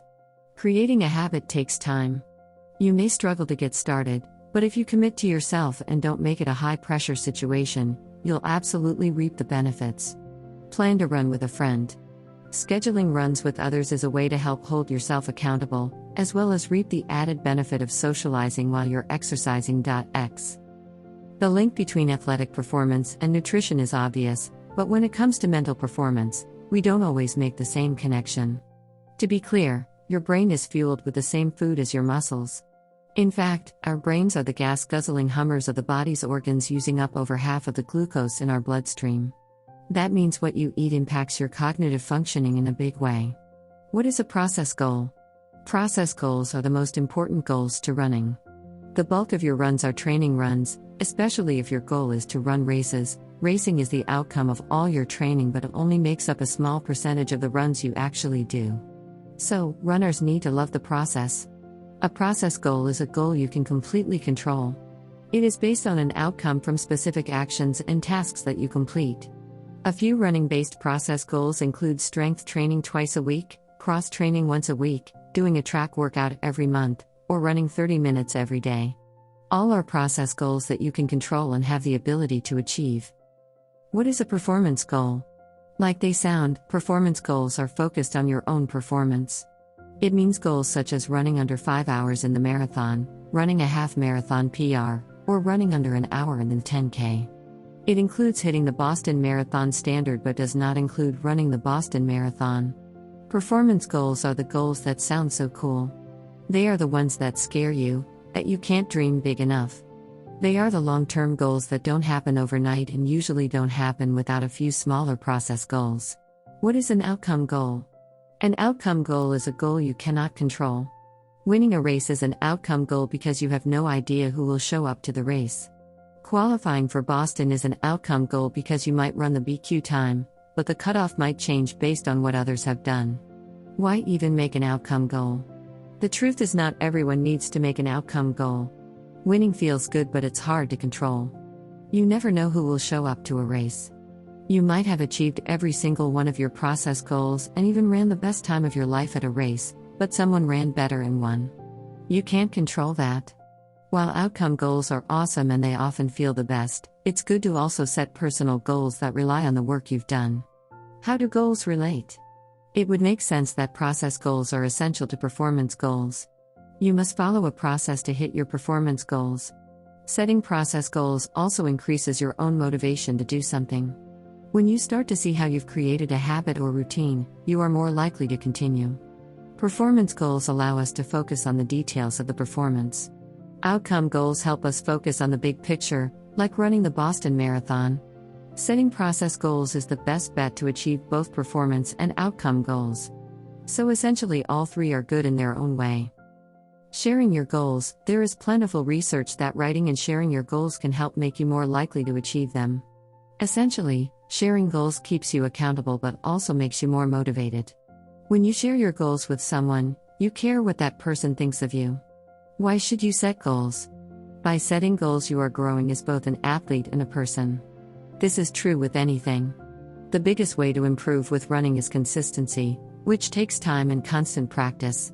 Creating a process goal to do one thing better than before, like running 3 times a week, or strength train X times per week, or consistently running X mileage, will help you get better. Performance and outcome goals are those big, scary goals that seem overwhelming right now. By creating and achieving your process goals, they won't be as scary as you once thought. Races you might love running. Westminster Trail Half Marathon, the first in a 6-race series of events that take place in smaller Colorado towns and parks, within about an hour or two of downtown Denver. This race unfolds along the trails that circle Stanley Lake, inside the 3,000-acre park that shares the same name. You'll run along a combination of packed dirt, single-track and bike path trails, and get to take in views of Colorado's Front Range mountains from all around, and you'll start in waves of 25 runners each, between 7 o'clock and 7:25 a.m. Bar Lake Half Marathon, with both a 13.1 mile and a 15K distance option. This fast, flat race, which features only about 100 feet of elevation change, takes runners along the 8.8 miles of trails that circle the lake inside Bar Lake State Park, about a half hour from Denver. You'll have 4 hours to complete the half marathon, and get to take in a gorgeous route through tree-shaded meadows, and perhaps some of the 350 or so species of birds that live here. Mountain Ridge Half Marathon, limited to 250 runners, this race features a 13.1 mile and 10K that take you into the hills and mountains of the Highlands Ranch area just south of Denver, where you'll get to see some of the best views in the Front Range, organizers say. You'll probably want trail running shoes for the dirt trails you'll run here, they add, describing the elevation gain along the route as manageable. Black Hawk Half Marathon, filled with views of the surrounding mountains, pine trees, and 35 miles of trails, Golden Gate Canyon State Park plays host to this very hilly half marathon that organizers say is not for the faint of heart. Both the 13.1 mile and 10K routes offer tons of climbing and lots of technical landscape. If you are a runner looking to challenge yourself, then you have come to the right place. Louisville Half Marathon, the final mile of this race at Louisville Community Park, which lies just a short drive from nearby Boulder, offers up an epic vista of the Front Range mountains off in the distance, as well as the sloping, reddish sandstone formations known as the Boulder Flatirons. Mostly dirt trails with short stretches of bike path, the course also is mostly flat, except for the challenging hill in the last mile of the race. Rather than expecting perfect results in your first marathon, use it as an opportunity to learn more about yourself. You should run the marathon at a cautious but not terrified pace, accepting whatever outcome may occur while knowing that you will be a better pacer in your future marathon. Conclusion: running a marathon is a serious endeavor. Hopefully you followed the instructions to the letter. Realistically speaking, after you've run your first half marathon, you have enough personal experience to modify the training routine and diet to suit your personal requirements. When in doubt, listen to your body. It is better to train longer and slower than harder and faster. Remember, the first 3 miles is key. Don't push yourself too much at this point because you want to build sturdier bones, a stronger musculature, and a more efficient cardiorespiratory process. When pain becomes sharp and does not go away after several days, consult with a physician. About the author. Mr. Ricky Singh was born in New Delhi, India on July 28, 1969, as the oldest of 3 children, i.e., 2 sisters and Ricky.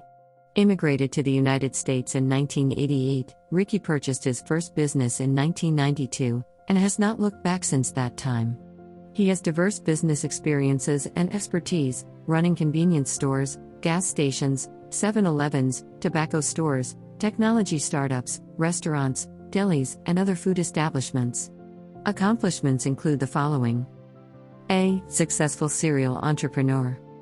B. Owner of all Speedy gas stations in Delaware. C. Completed 52 marathons in 50 states. D. Ultra-endurance athlete, running multiple distances, ranging from 5K to 150 miles. E. Climbed multiple peaks including Mount Manasalu, 8th highest point, and Mount Everest.